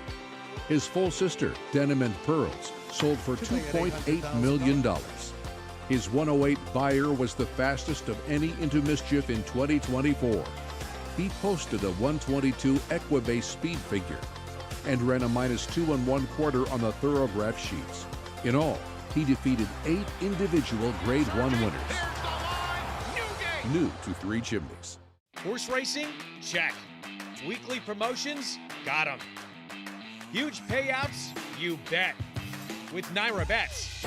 Download the app today and bet on any track, anywhere, anytime with live HD horse races, betting tips and tutorials, expert picks, and more. You bet with Naira Bets. Join now for a new member bonus at NairaBets.com. City of Light, multiple Grade 1 winner, who posted 7 triple-digit buyers, stands to continue the legacy of his sire, Quality Road, with graded stakes winners, Menti, Chop Chop, and Formidable Man. Sire of multiple Grade 1 winner and champion 2-year-old Fierceness. A powerhouse win. City of Light, a proven sire in the making, standing at Lane's End Farm. Be a part of history and reserve your place at the all-new Belmont Park. Secure your priority deposit today for an exclusive selection of hospitality offerings, from luxury suites to premium lounges with breathtaking racetrack and paddock views. The new Belmont Park will feature modern amenities, delivering the perfect blend of tradition and innovation alongside world-class racing. Don't miss your chance to experience tradition reimagined. Visit newbelmont.com today and claim your spot. Back on our Saturday coverage, America's Day at the races with the reigning horse of the year, ready to make her return, the queen of the sport, Thorpedo Anna. She opens up at 1-9, her first start back since that Breeders' Cup Distaff win. Yeah, listen, a horse like this is going to be a very, very short price. It's not going to keep me from betting against her.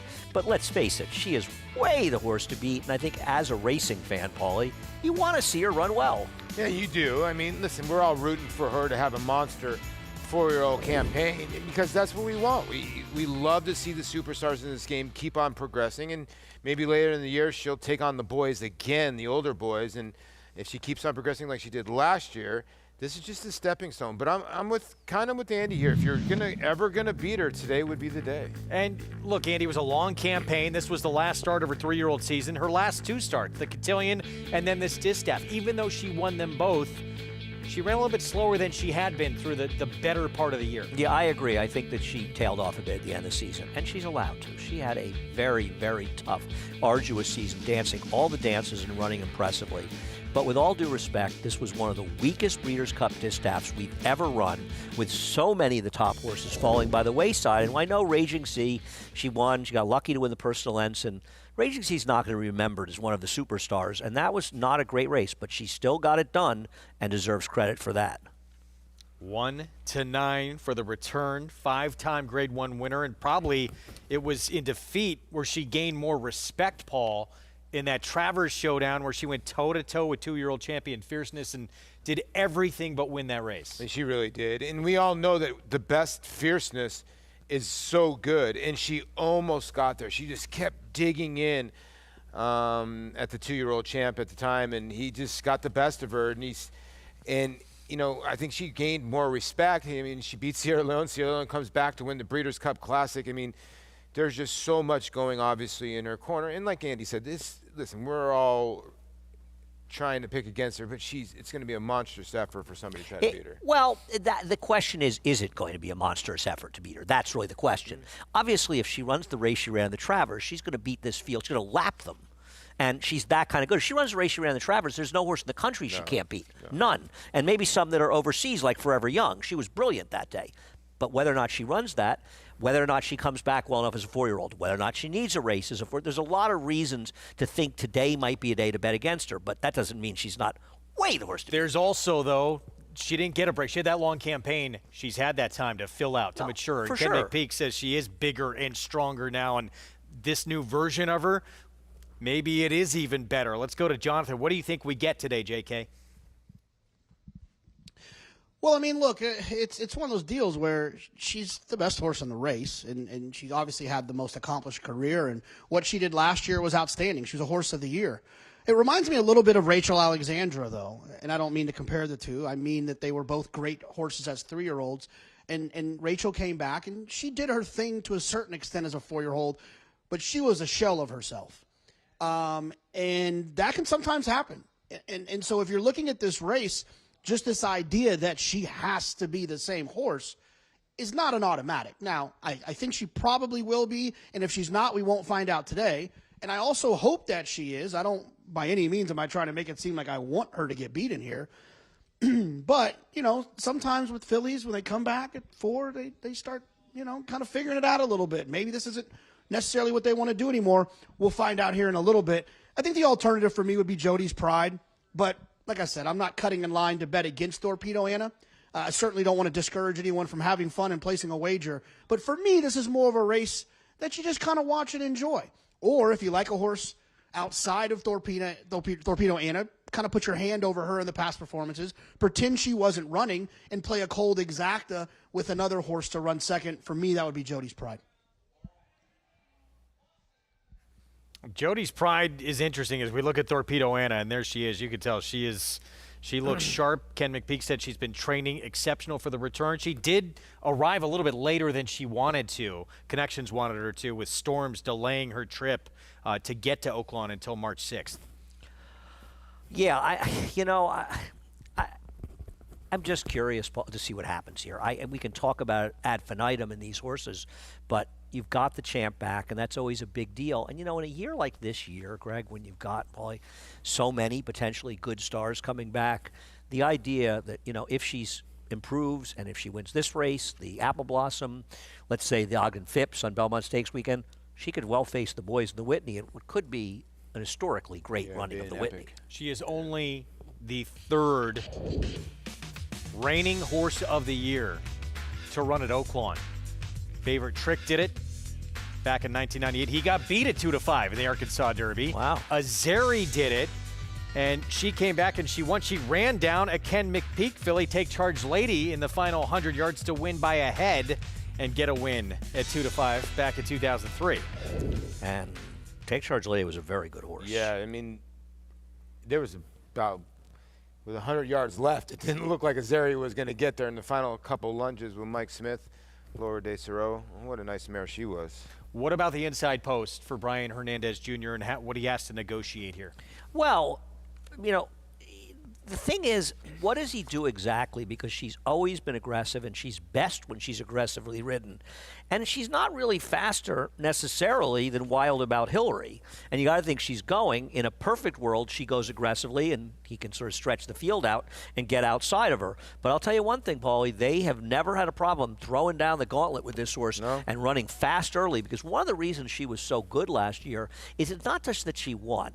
It's that she sort of overcame tough trips. She was dueling with Just FYI. She literally ended her season in the Acorn, last year's champion, the previous year's champion.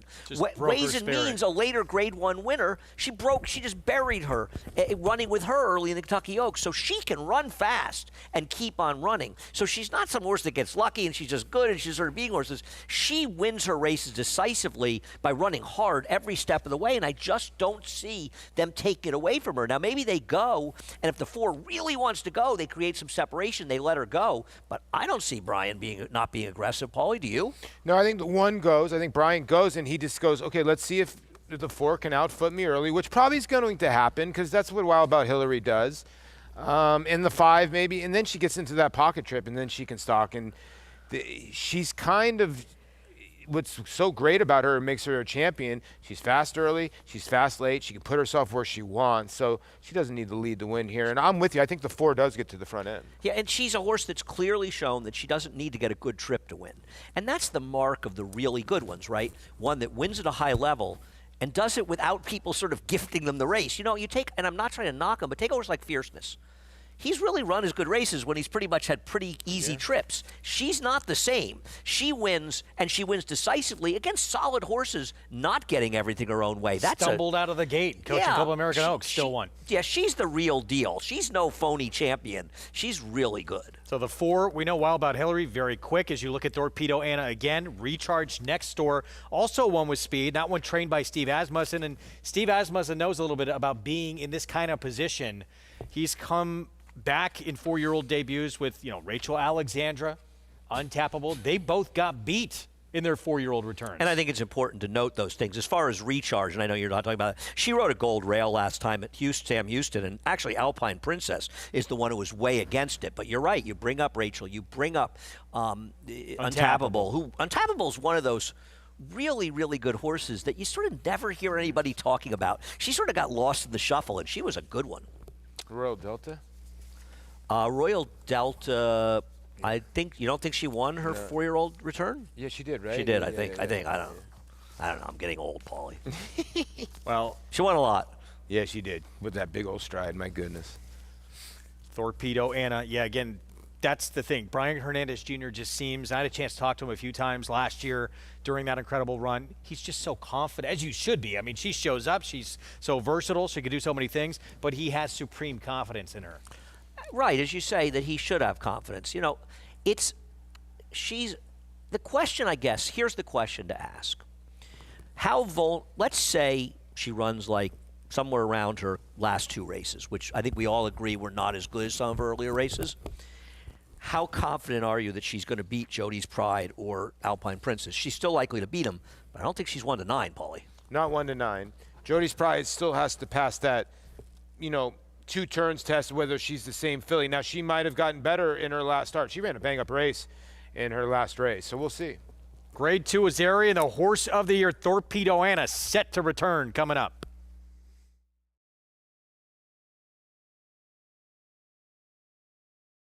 This time last year, she was off the radar, out of sight, out of mind. Hadn't raced in months.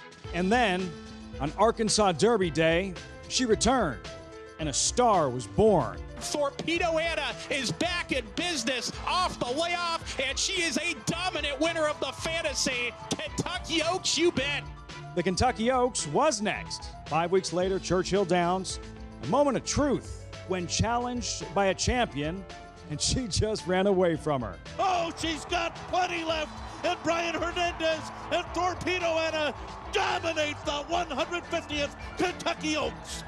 The rest of the year, more the same. Grade 1 win after Grade 1 win, and yet the one we think of first is the one she lost, but at the same time gained so much in defeat.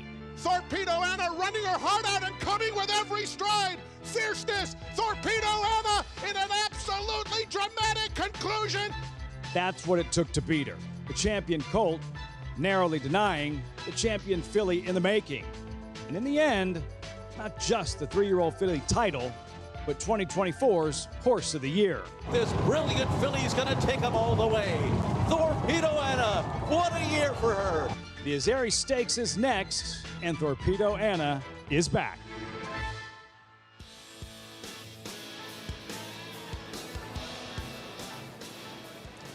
She is back, and so is our audience on Fox Sports 2. Welcome back to Oaklawn Park Live Look.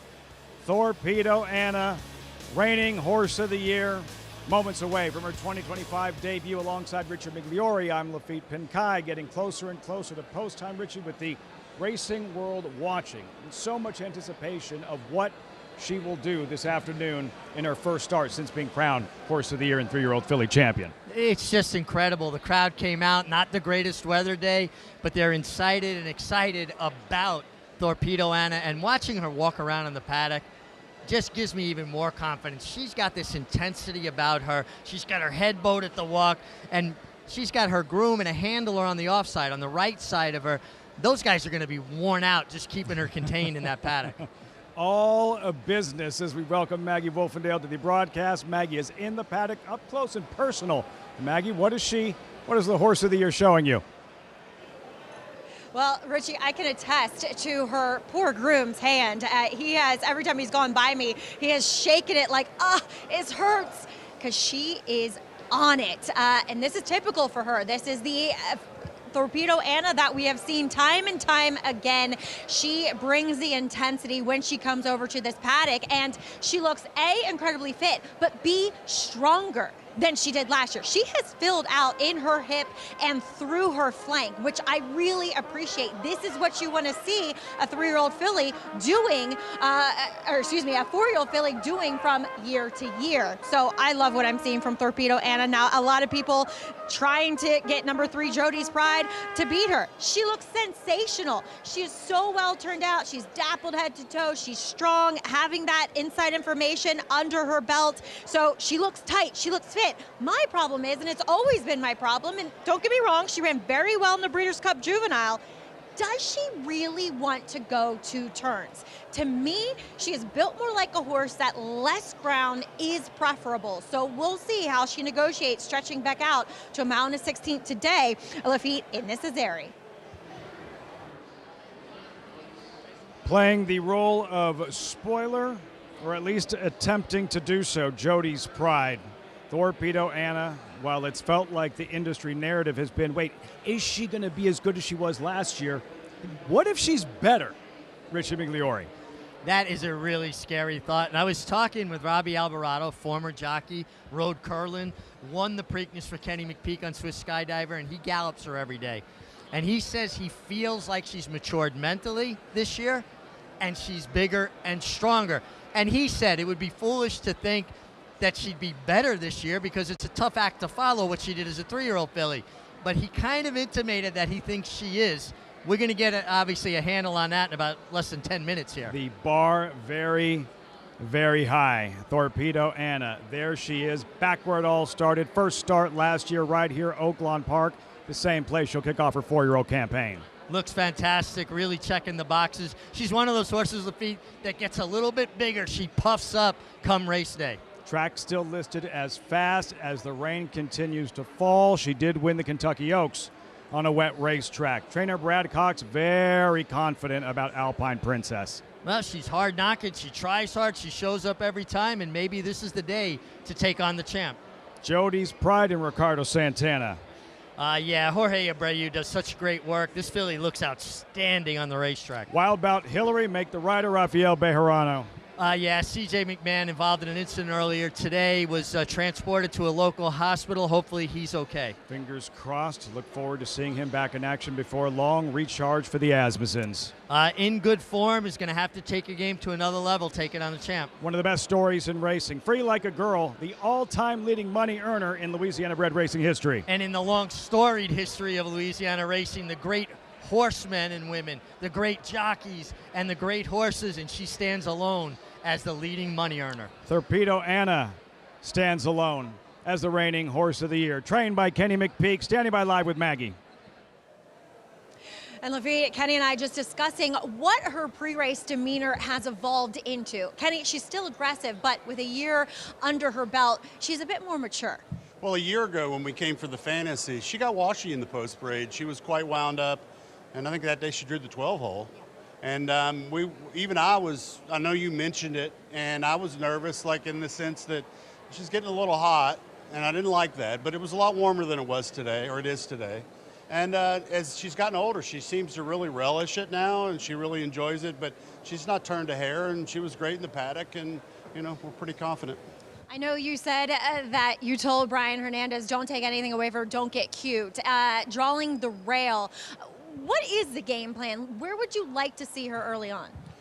Well, I mean, there is some speed in here, and you know, look, from this point in time, I can't control anything, right? It's up to Brian. But I think the worst nightmare is that you get behind horses, you get stuck in a box, and you can't get out. And that's kind of what happened in the cotillion. So she's got enough speed. I think the key is that she leaves clean. I mean, she's had a couple of races where she didn't leave all that clean, and that's where she's beatable. So at this point, we're going to see what happens. But Brian's, you know, we talked about it. We gate schooled her in New Orleans before we came up. Long stand, so she knows, you know, that she needs to be patient. But I do think she's much more mature. She seems really great. She does. But as a trainer, how are you?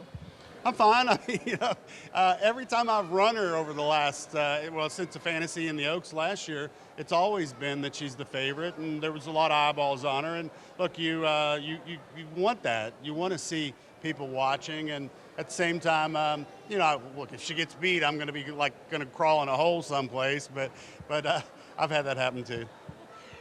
Best of times and the worst of times. Well, Kenny, thank you so much for your time, and best of luck with the champ. Yeah, thanks. Lovely filly. Truly is, guys. I'm fine. No pressure whatsoever.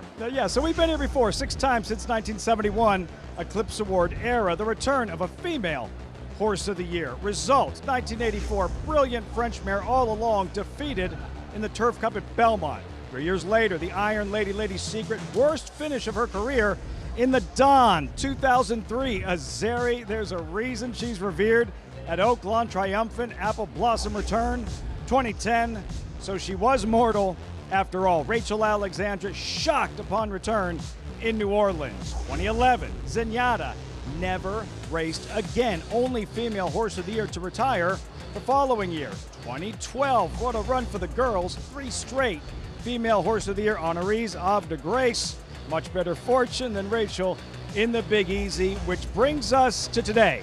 Thorpedo Anna, how will the newly crowned champion fare?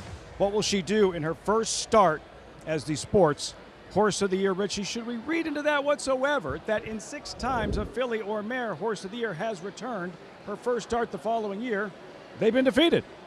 Yeah, so, it kind of underscores what we've been talking about, how tough it is to win off the bench.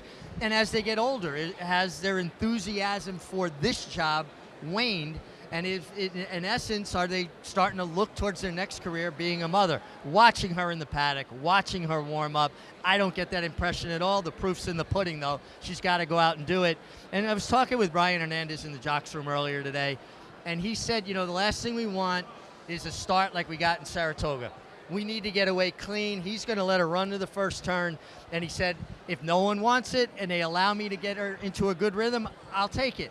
If they want to go crazy, at least then it'll create separation and give him some options. We should also say, Lafitte, the track on the board is labeled wet fast, and it has been sealed. But we know Rachel Alexandra has run well over a sealed surface in the Kentucky Oaks. Thorpedo Anna, wire to wire in the Kentucky Oaks. Yeah. Looking at the jockey in Brian Hernandez, highly decorated filly, the champion, the horse of the year, 1-9 in this Azeri. Can you lend perspective to what kind of pressure comes in this situation for the rider on that horse's back?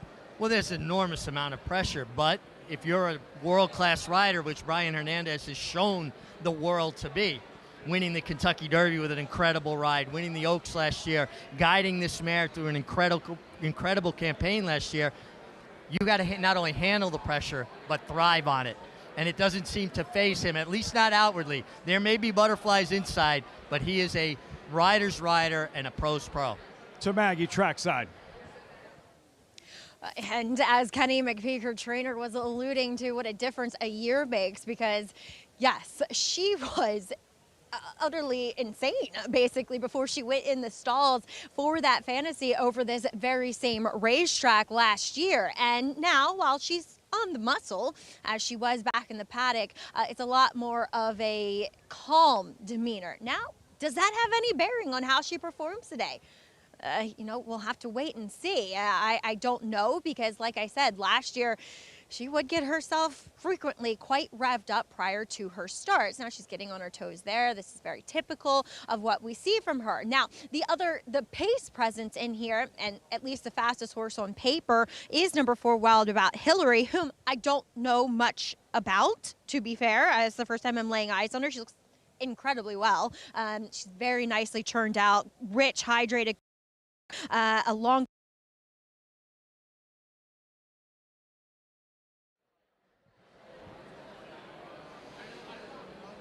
We lost Maggie. We'll reconnect as soon as possible, if possible. Looking at Thorpedo Anna, just having reached post time for the Azeri. This is horse racing, Richie. Nobody gives anything away. How might the other riders in the race make things as difficult as possible as they can for Thorpedo Anna and Brian Hernandez? Well, I think if you're looking to beat her, which is your job as a rider, you've got to make her and Brian Hernandez as uncomfortable as possible within the boundaries of the rules. And that means to do that, you've got to get in front of her, outrun her, and try to put her in a box. Try to put her in a spot where she cannot use her stride if she is the good Thorpedo Anna, the Thorpedo Anna we saw last year. What should our viewers be looking for? What will you be looking for during the race that would indicate to you, yeah, that's the filly I watched dominate all of 2024? Well, obviously, getting that clean getaway. You need to get away from the gate cleanly, and you want to see her get into that rhythm, using her stride efficiently. If she's on the lead and her ears are flicking back and forth, you know she's enjoying herself. If she's laying second or third, as long as she's traveling comfortably, that's the key. Happy horse. The ears tell the story. Back to Maggie. As you guys well know, it's all about being in that rhythm, and we'll see what kind of rhythm Thorpedo Anna gets from the start. But the horse that is fastest on paper, as I was mentioning, is Wild About Hillary, whom Rafael Bejarano picks up. I'm not overly familiar with her, and while physically she looks tremendous, honestly, looking at her, he did not give her a very big warm-up. She has not been overly sharp, so we'll see. She might just naturally be faster, but it doesn't feel as though there's that much intention with her to really go out and secure that lead. So pace, I'm going to be interested to see who is in front at the start of this one. Lafitte? As they approach the starting gate, Maggie, Thorpedo Anna, Alpine Princess number 2 is mentioned, a very confident trainer, Brad Cox. What does she need to do to compete with and potentially upset Thorpedo Anna? Well, she needs to show up with her A+ effort and hope that Thorpedo Anna shows up with a B- or C effort, right? Or that Thorpedo Anna gets chewed on early as far as the pace goes. Wild About Hillary gets a very able replacement in Rafael Bejarano, but I think C.J. McMahon being familiar with her, it kind of hurts her. Filing into the gate, Grade 2 Azeri. She's back.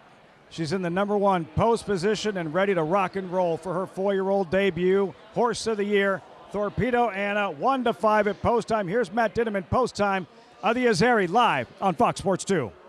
Wild Bout Hillary was acting up in the gate badly, and we're going to have a delay here, folks. Wild Bout Hillary, the 4, acting up very badly at the gate. Stand by for that. Yep.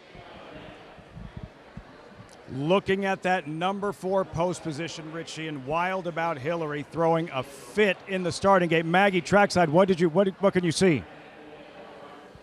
She is down in the gate and turned around, guys. We are going to have a delay.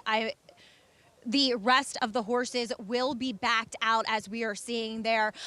Yes, Thorpedo Anna will be backed out here in a minute. Sorry, I was looking at my return monitor.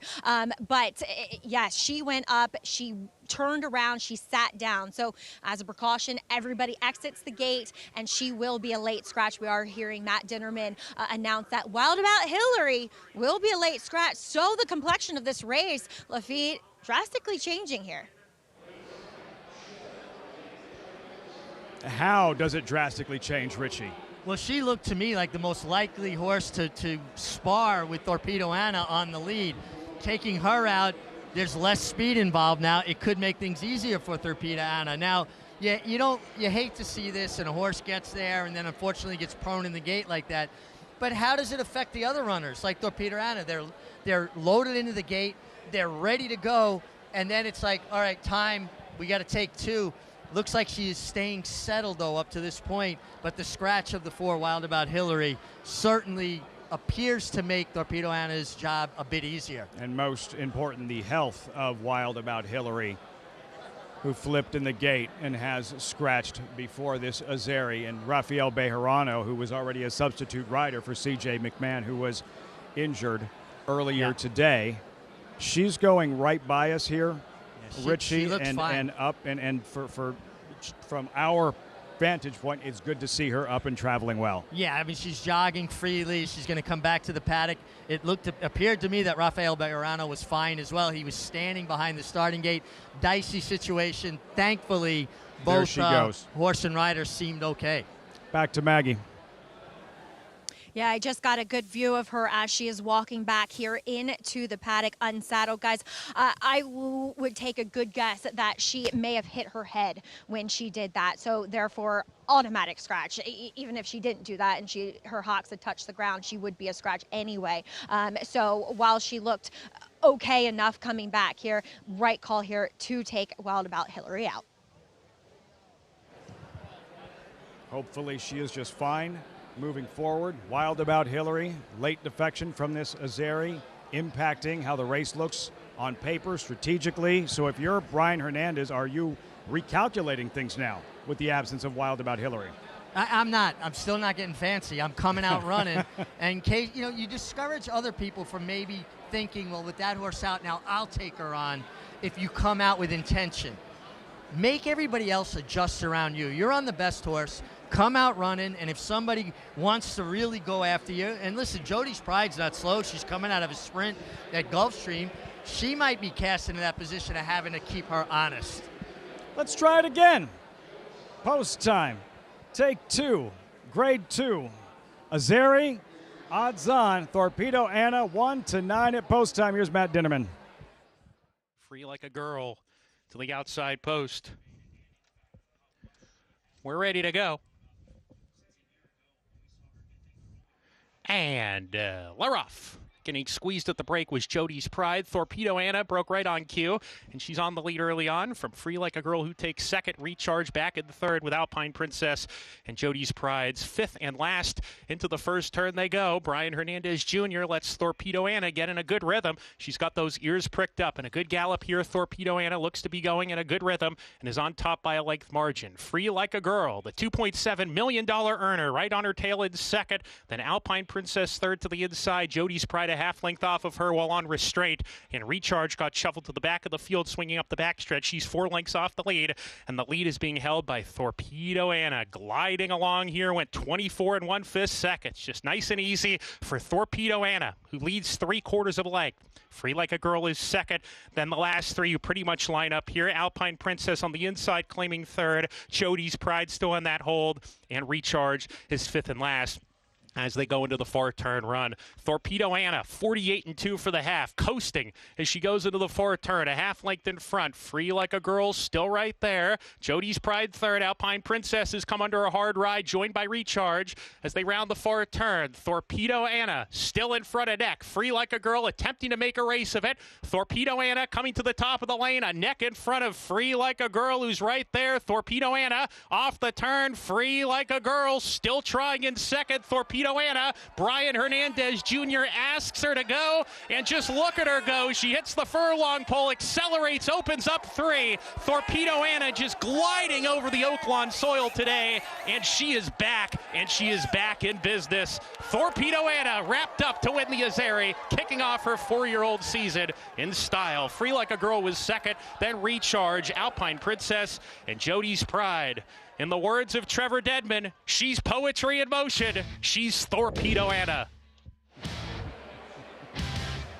On the weekend, Trevor Denman decided to hang up his mic, the tip of the cap, and a tip of the cap from the racing world, from the reigning horse of the year, Thorpedo Anna. Just too fast, just too classy, just too talented, just too much Thorpedo Anna. Yeah, and this is a perfect return race, right? With the scratch of Wild About Hillary, less speed in the race. She got so comfortable on a slow pace, ears going back and forth. Took a stiff challenge from the always game Free Like a Girl, shows up every time. And then she kind of shrugged her off and went on. And through the stretch, she was gawking in the infield. She was looking at the toe board. Then she won with something left. Came home the last 16th of a mile in 6 3/5 seconds. This was a paid public workout. You saw trainer Kenny McPeak, that look, that waiting to exhale look. Getting through this first one. Yeah, and you saw her keeping an eye on her on the gallop out, making sure, listen, you don't want a hard race, but you want them to get something out of it to continue to build on. I don't think that there's any doubt that she's still enthusiastic about her job being a race mare. Down to Maggie. Here with Kenny McPeak, getting a lot of congratulations, as he rightfully should. Now, Kenny, before we had some drama at the gate, thoughts going through your mind? Well, I hope that filly's okay. I mean, you never want to see that happen, and, you know, she bounced off the racetrack, so looks like it's nothing major. But, you know, look, anytime a horse gets down in the gate, it's scary stuff. So just hopefully, you know, that's nothing, no big deal. How about Brian? So confident in his charge. Yeah, I mean, he needed to let her get away. I mean, I was worried about the break a little bit there. But actually, I think the standing and backing out and then going back in again is good for her. And, you know, that's the pro she is. She does what she does. Kenny, with a win here, where's the next step? I think the Apple Blossom's a logical spot. I mean, I don't see us traveling with her. I know people have asked, but I don't see her going anywhere. But we're going to take her back to New Orleans. We're going to keep her there for the next several weeks towards the end of the month, and then we'll cycle her back up here to Oaklawn sometime in April. Well, we certainly enjoyed that. Congratulations. You can breathe now. Yeah, a little pressure there, but it's okay. All right. Lafitte. None whatsoever. Expectation so high, the bar so high, and that wipe of the brow, he can breathe, he can smile, and make his way down to the winner's circle where the champion filly awaits, along with winning pilot Brian Hernandez. It's just great, and I love that. We got by that one, started right. And listen, Kenny McPeak's on the Hall of Fame ballot this year. He should be a first ballot Hall of Famer. You think about the races he's won, and with the horses that he buys for not a lot of money, Thorpedo Anna, $40,000 purchase herself, and he's done it consistently for years. And a guy who's not getting all of the highest price sales yearlings, all of the cream of the crop, and what he's able to create and have a mare like this. He's involved with the selecting, with the purchasing, of finding the athletes. 35,000 Swiss Skydiver, the filly who beat the boys in the Preakness Stakes, time and time again. He hasn't done it just once. It's finding that Tom Brady in the 6th round. Yeah, it's like having an incredible scout in other sports that can identify in a young person, a little leaguer, that they're going to make it to the major leagues. A hockey player that's playing in Western Canada, this kid can make it to the NHL, and he's done it on a consistent basis. What would you say, how would you encapsulate what Thorpedo Anna has done for that gentleman's career, for Brian Hernandez's career? Well, every rider that's ever ridden with Brian knows that he's a great rider. Now horses like Thorpedo Anna, and certainly the ride on Mystic Dan in the Derby, now the world knows what jockeys have known for decades, that Brian Hernandez is a world-class rider. Only a handful of horsemen, jockeys, and trainers accomplish what Kenny McPeek and Brian Hernandez did last year. The sweep, the first weekend in May at Churchill Downs, the Oaks with Thorpedo Anna, Mystic Dan in the Kentucky Derby. Kenny McPeek, finally, he was regarded as the best trainer who had never won a Breeders' Cup event. That all changed when Thorpedo Anna went wire to wire in the Breeders' Cup distaff. And as you mentioned now, Kenny McPeek on the ballot to be inducted potentially into the National Museum of Racing and Hall of Fame. Down to Maggie with winning pilot Brian Hernandez. Brian, so good to see you and Thorpedo Anna reunited again. You took no prisoners in this spot today. No, that was kind of our game plan, with the one hole and her being the filly that she is, we knew that we can kind of put her into the race and let her do her thing, and she just showed her dominance once again today. On a day-to-day basis, you show that you are one of the top jocks in the nation, but for you, a horse like her, what does she mean to you? Yeah, she's a once-in-a-lifetime filly. Like, you always get up every morning and dream of getting a filly like this that can win the grade 1s and grade 2s like she's done, and she's just kind of elevated all our careers for us. Well done, you. And future, again, looks bright. Thank you. All right, Brian Hernandez, winning pilot aboard Thorpedo Anna. Guys. Forgot what you had just told me, Richie, that he was the pilot of Rachel Alexandra very early in her career. Wasn't able to keep that mount. He's kept this mount and ridden her beautifully. Hernandez, Thorpedo Anna, wire to wire in the Azeri. At the Keeneland September yearling sale, the premier thoroughbred auction venue in the world, Mandy Pope of Whisper Hill Farm signed the ticket on the $5 million sale topper by Curlin, bred by Stone Street Thoroughbred Holdings. He was one of $5 million plus yearlings by Curlin to sell. No fewer than 55 of his yearlings fell to the auction gavel, averaging nearly $600,000, making Curlin the #1 sire of yearlings in 2024. Curlin, the classic sire.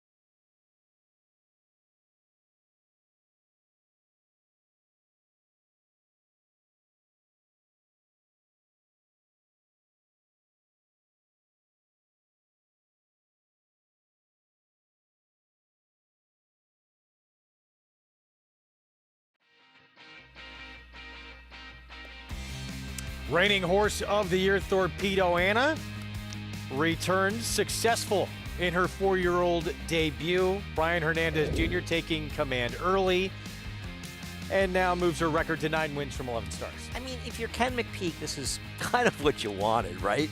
Well, you don't want to come back and get into some big dog fight and have to fight it out. The 4 was never winning, but with her scratching, it obviously took the inner speed out of the race. You very astutely jumped on the old 1.6 2-speed number, and I congratulate you for that. But she won, and she was impressive. She's a very good horse. She's back, and it's great to see. Yeah, I'm with you. I mean, at the end of the day, you go back and you look at the beginning, the 2, 3, and 5 absolutely wiped each other out. This ran 1.6. It was like a dog race. It was like they ran 1.6 around the racetrack because the other 3 horses kind of got wiped out, and Jody's Pride got a wide trip. But, you know, listen, Thorpedo Anna won the race. Was it ultra impressive, like a 1-9 shot? Yeah, she won nice, but it wasn't anything special. Free Like a Girl is a nice horse. But if Thorpedo Anna needs to move forward going on against the boys and a little bit more, she's going to have to show a bit more. But we don't know if Kenny had her completely cranked up. It remains to be seen. She did what she needed to Well, do. yeah, She didn't need to do a lot, and she got it done fairly 20. easily.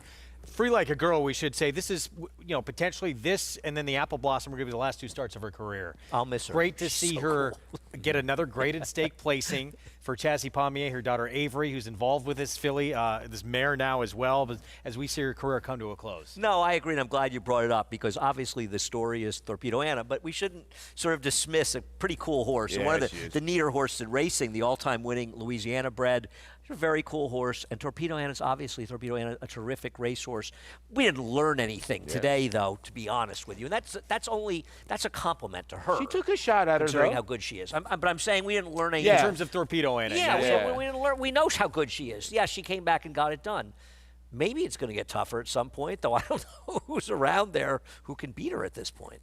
Yeah, we'll see what's in this division lurking. But again, you know, they were toying, Ken McPeak, in connections with Thorpedo Anna earlier of going against the boys of the Dubai World Cup. So they clearly have going against the boys again at some point in the year on the calendar. Yeah, no, I mean, they sobered up, obviously, and they decided not to run there. I think with her, you'll see her in the Apple Blossom. I don't think they'll come back in a few weeks in the La Troyenne. Probably see her in Saratoga in a race like the Ogden Phipps. And then if things are going well, Kenny probably take a shot in the Whitney like he did with Skydiver. Yeah, my only worry with her is she got worked up again today, and you would think now at age 4 that like she would be getting better with that with her temperament, and I have a feeling that temperament's going to get her beat sometimes. But when has it? I get what you're saying. When is she? Maybe that's her. Maybe she comes out and she's not No, worked I up. get it. Maybe she doesn't run a race. Yeah, Maybe that's just who she is. Yeah. Hasn't really impeded No, her it to hasn't this impeded her. point. You're right. You make a good point. And we'll see, again, it was just a race where she did what she needed to do. And I would suspect there's a lot more in the tank if she needs to give it. If Kenny McPeak had her cranked up today to run her best race of the year, he should turn his trainer's license in. He's not an idiot. So we'll see more from her, and we'll find out more about her. It's great to see her back, and we're thrilled to see her run, and it's cool that she won as well.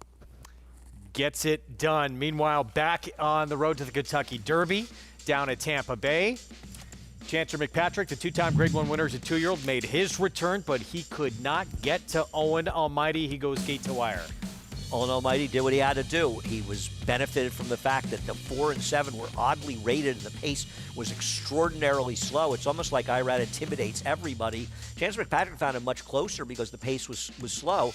I still wish he had finished a little better in this race, Paulie. Yeah, he's going to get a faster pace if he gets the Derby, but it's hard to be overly optimistic at this point. Yeah, but you make a good point, Derby. I think Chancellor McPatrick's the kind of horse he needs that full 20-horse field and a lot of stuff to go right. Because he's going to come from way out of it. He will get the speed in the Derby. But is he good enough? As you see, Owen Almighty now second in the points, Chancellor McPatrick 9. But after the race, Brian Lynch said, hey, we're still not considering the Derby. We might go to the Pate Mile, Greg. He's been in this problem before with Classic Causeway. Listen, if you're an owner and you hire your trainer, you need to believe in your trainer. When you've got a trainer as good as Brian Lynch would like to win the Derby just like every other 100%. trainer. But if Brian says this horse is not a Derby horse, you need to listen to him and do what's right by your horse. But then what do you say to horses who no one gave a shot to, like a Rich Strike, who probably shouldn't have been in the race and winds up winning it? Well, we could also make a list of 150 horses that ran the Derby when they shouldn't have, and it ruined their careers. So just picking out a Rich Strike is all good and fine, and I hear what you're saying. The other problem is Rich Strike was a deep closer. Mind That Bird was a deep closer. Yeah. Both horses took advantage runner, of races that kind of fell apart. This is a forwardly placed horse. It's tough to sneak them in. That is true. And the other big long shot was Giacomo, big deep closer. And he's huge kind of right. base race Whenever ballpark. you get a big long shot, it's somebody that launches from way And out. he's still pretty good, Giacomo. Yeah, It's not totally done. Another one of those pace setters who's lurking out there is probably going to show up at the Kentucky Derby, a horse by the name of Barnes. Yeah, Barnes, Citizen Bull. There are some speed horses out there, and it's the Derby. They ain't all rating. They're not going to be afraid of Irad. And the other part about this is, Bill Mott went into the Fountain of Youth saying Sovereignty wasn't even really ready. He wins. A lot of people got the hype on him. McCarthy's horse runs right by Barnes, so a lot of hype on that horse right now. So those two horses right now are getting all the hype, but it changes week to week. You know how this game goes. Journalism off the bench and the performance he put in, he's probably the standalone top choice right now. Would you say going to the Derby? He's absolutely the favorite at this point. It doesn't mean so, yeah, right? that can't change. Like Paulie says, things can change, but he's way the worst. Here's the upcoming road to the Derby. Those 100-point races start March 22nd, Louisiana Derby. But, back to that point. So, journalism off the bench with that performance. 108 buyer in the win. Locked, who's probably the best, or one of the best, certainly older horses in the country, got a 109 buyer on the same day, same track. But that horse off the bench, and then Sovereignty, who you brought up, Paul, winning off the bench as well at Gulfstream, where it's tough to win with that kind of trip. Those two were very impressive horses. And I think that's right now where people are steering. Those two horses are the two best horses going to the trail. And Barnes, because Barnes ran 104 buyer and lost, or 103 buyer, or whatever he ran. Yeah, listen, we'll learn more with the preps to come. I will tell you, I'll redo my Derby top 10. I'm taking Chancellor McPatcher off it. I don't think he belongs on it after that race. We'll see. It was his first start back as a 3-year-old. One more opportunity, and we'll see what connections do with him and what he does in that final prep. Owen Almighty, Irad Ortiz Jr., taking it to this field, getting to the front, gate-to-wire win in the Tampa Bay Derby for Brian Lynch. Thorpedo Anna did what she needed to do in her 4-year-old return to the races. As usual, she just wins. 9 wins now from 11 starts for the reigning Horse of the Year. We'll see you tomorrow at 3 Eastern.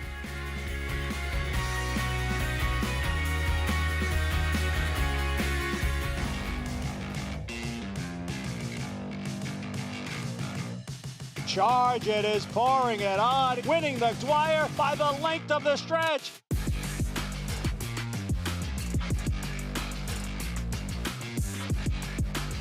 Charge It wins it convincingly in this Grade 2 Suburban.